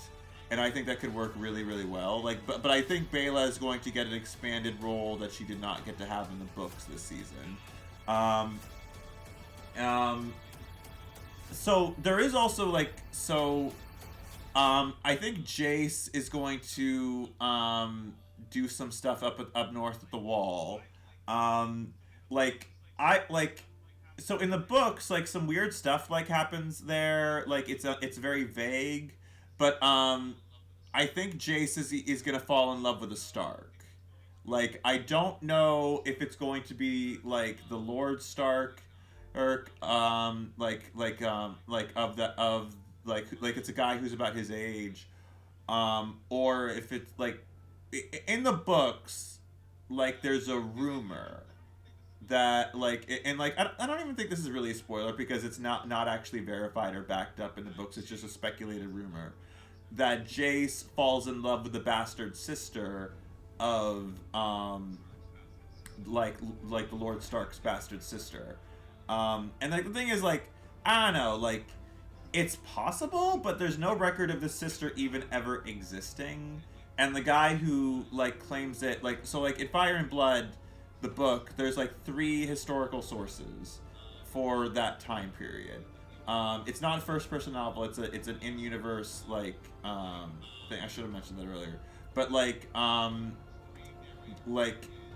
there's 3 narrators. There is the mace like Maester Gerardus, I believe his name is, or maybe it's something else. He is like the maester on the green side of the war, and there is Septon Munkin, I believe his name is. He is actually the Septon who like crowns Aegon II, and there is Mushroom, the court fool, and like Mushroom was on the black side of the family and was very close friends with Rhaenyra. Um, but like I don't know. Like Jace is gonna be doing something with the Starks, like this season, and I'm also kind of looking forward to seeing more of the Vale, because there's a character so Rhaenyra has a very complicated relationship with the people of the Vale. Like her mother is from that family, the Aarons, but her mother is, but the thing is, like, her husband Daemon is enemies with a lot of people in the Vale of Arryn, because he killed, like, his wife was like the heir to Runestone, which is the second most powerful family in the Vale, and it's an open secret he killed his wife. You know, another reason I hate that man, killed his wife. Like literally caved the poor woman's head in. Seriously, fuck him. And he's, but the thing is, like, he is not welcome there. So that could be like the thing is when Rhaenyra won herself a powerful ally by marrying Daemon, but she also like inherited a lot of his enemies by doing that. So Rhaenyra like has to, like, this is like a thing for the greens and the blacks, is like the whole map is open now, and they all are going to be scrambling to get as many allies for whoever they can. I also think there's going to be some some civil unrest from the peasants of King's Landing. I think they're going to rise up against the Greens, because Rhaenyra is going to be cutting off food to the kingdom, which is definitely going to build on the class divides. And I'm gonna be real here, I would be very surprised if Mysaria, the spy master girl who was sleeping with Daemon, I would be very surprised if they killed her off. I don't think she's actually dead. Interesting. I also think she might be working with the Clubfoot, Larys Strong, like the guy with the lame foot and who killed his father and brother. Oh, maybe. I think I would actually not be surprised if he's working with her and they are running a spy network together. And this is gonna be a long shot. This is a very weird thing, but it's like a lot of y'all might not like. But something I wanted to just talk about the show that was very peculiar to me is the weirwood tree in the garden. A little bit. You remember that, Maxwell? So the weirwoods in the Game of Thrones lore are very important because they are representatives of the old gods and tie in that connection. And the thing is, they grow over thousands of years. They are not trees that just you can plant a seed and they pop up. And what's especially weird to me is that tree should not fucking be there. That tree is the thing is back thousands of years ago, when the Andals, which was an ethnic group, invaded Westeros and wiped out most of the First Men, they cut down all of the weirwood trees south of the Neck. So everywhere outside of the north, those weirwood trees were destroyed. The only exceptions being this island called the Isle of Faces, which is has these weird elf guardians guarding it, or that's a whole other thing. But it's very weird that Aegon the Conqueror built his his castle and garden around that tree. Like that tree, like I'm just like that tree should not be there, and like the tree is magical. Like those the werewood trees are inherently magical, and like the series keeps pointing to those werewood trees, because like there's like Alicent is even admiring it, and there's even a specific point like where like remember when Rhaenyra like promises to Alicent, I swear on my mother's life, if I did Yeah. not sleep with Daemon. She's actually she is actually committing an enormous faux pas in like the old in the werewood like faith, because like it's an enormous sin to lie in front of a to break make a false oath in front of a werewood tree. um and it's just so weird that that tree is there, especially given the fact that we know how the original Game of Thrones series ends, where Bran, who is an avatar of the werewood trees, ends up like becoming king and taking over the kingdom. And so in the show, they don't really frame the werewoods as all that dangerous or weird. But in the books, those werewood trees in the old gods are fucking evil. They are fucking disturbing, creepy, like cannibal magic trees. Like there's something sinister going on with those trees, and like I'm intrigued to see how that will potentially build itself into the main series of the TV show, or if maybe they just threw that in there for book fans to freak out like me, but who Maybe, knows. maybe. We shall see. Alright, so, do we have anything else to say about the characters or the plot or like where we think the story is going to go? um oh, I did this is just a rumor. I heard a rumor that Alicent, there's going to be a plot line where so they try to marry Alicent off to another old lord, and I think that would be the most fucked up and awful thing, and I would actually like start screaming. That would be to so her. lame to me. But like I also could see that happening. Now she has to get married again. Like she already made the heirs, and her son is king. Like why does she have to have a husband? Exactly, yeah. Like you think like that her job is done, but like they are, like they legit And, treat and women she's like old. She's like old. like She's not that old. That Like old. she's like a That's the normal sad age to have kids. But she had her kids early, so she should be done. Like leave her alone. Get somebody younger. She should be done, but like I don't think anyone with these women like God, it's like because being like a like they treat these women like fucking broodmares. It's awful. It's just horrific, and the thing is like that's kind of the point. So I would not be totally unsurprised if that's the story direction they went in, but also I would be banging my head against the wall like, no, let her be free. Does this girl ever get a break? Do I want her to get a break? Damn, Alicent. Not exactly, but I don't want her to be married off again. Yeah, it's like I mean like she already gave up her entire teenage years being married to an old man who was rotting away. Does she really need to go through this too? Like I'm so sad for Alicent, but I also think they might change the detail. Like I talked about Rhaenyra's motivations being switched around. I think maybe Rhaenyra might have a hand in a certain dark act that happens that she was not involved in the books. I'm curious to see what they're gonna do there. That's my prediction. Yeah. I also think Helena, well, we know Helena in the show has psychic visions, and like she's a dreamer. Like, I think she's going to be seeing some things before they happen, including certain I think she's gonna see certain characters dying, and we'll know about it before it happens. And I'm intrigued to see that.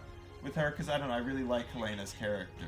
Like, I like these Cassandra like Cassandra of Troy like characters who can like see the future, but no one ever believes them. Yeah. Well, I am kind of sleepy. Sure. It has been 3 hours, and it is past 1 o'clock in the morning for me. I'm gonna wrap this up. Okay, so guys, this has been so much fun. I think season 2 comes out. We'll like review season 2, but until then, other stuff is coming. I think this is so fitting. This is coming out during Women's Month. You know, I think that's cool. I think I planned that out great. I'm happy about that. Thank you so much, Al, for giving us your knowledge and all of your book lore and, you know, really adding a lot of interesting, juicy context to the narrative. I think that it brings something special to the episode. Thanks. I love reading these books and analyzing it. So it's like, and you know I gotta put my like in depth like hyperfixation to some use. I appreciate it. Anyhow, y'all. Okay, so this has been Maxwell Media Inc. I am your host, Maxwell. May the power protect you. Bye bye. Bye bye.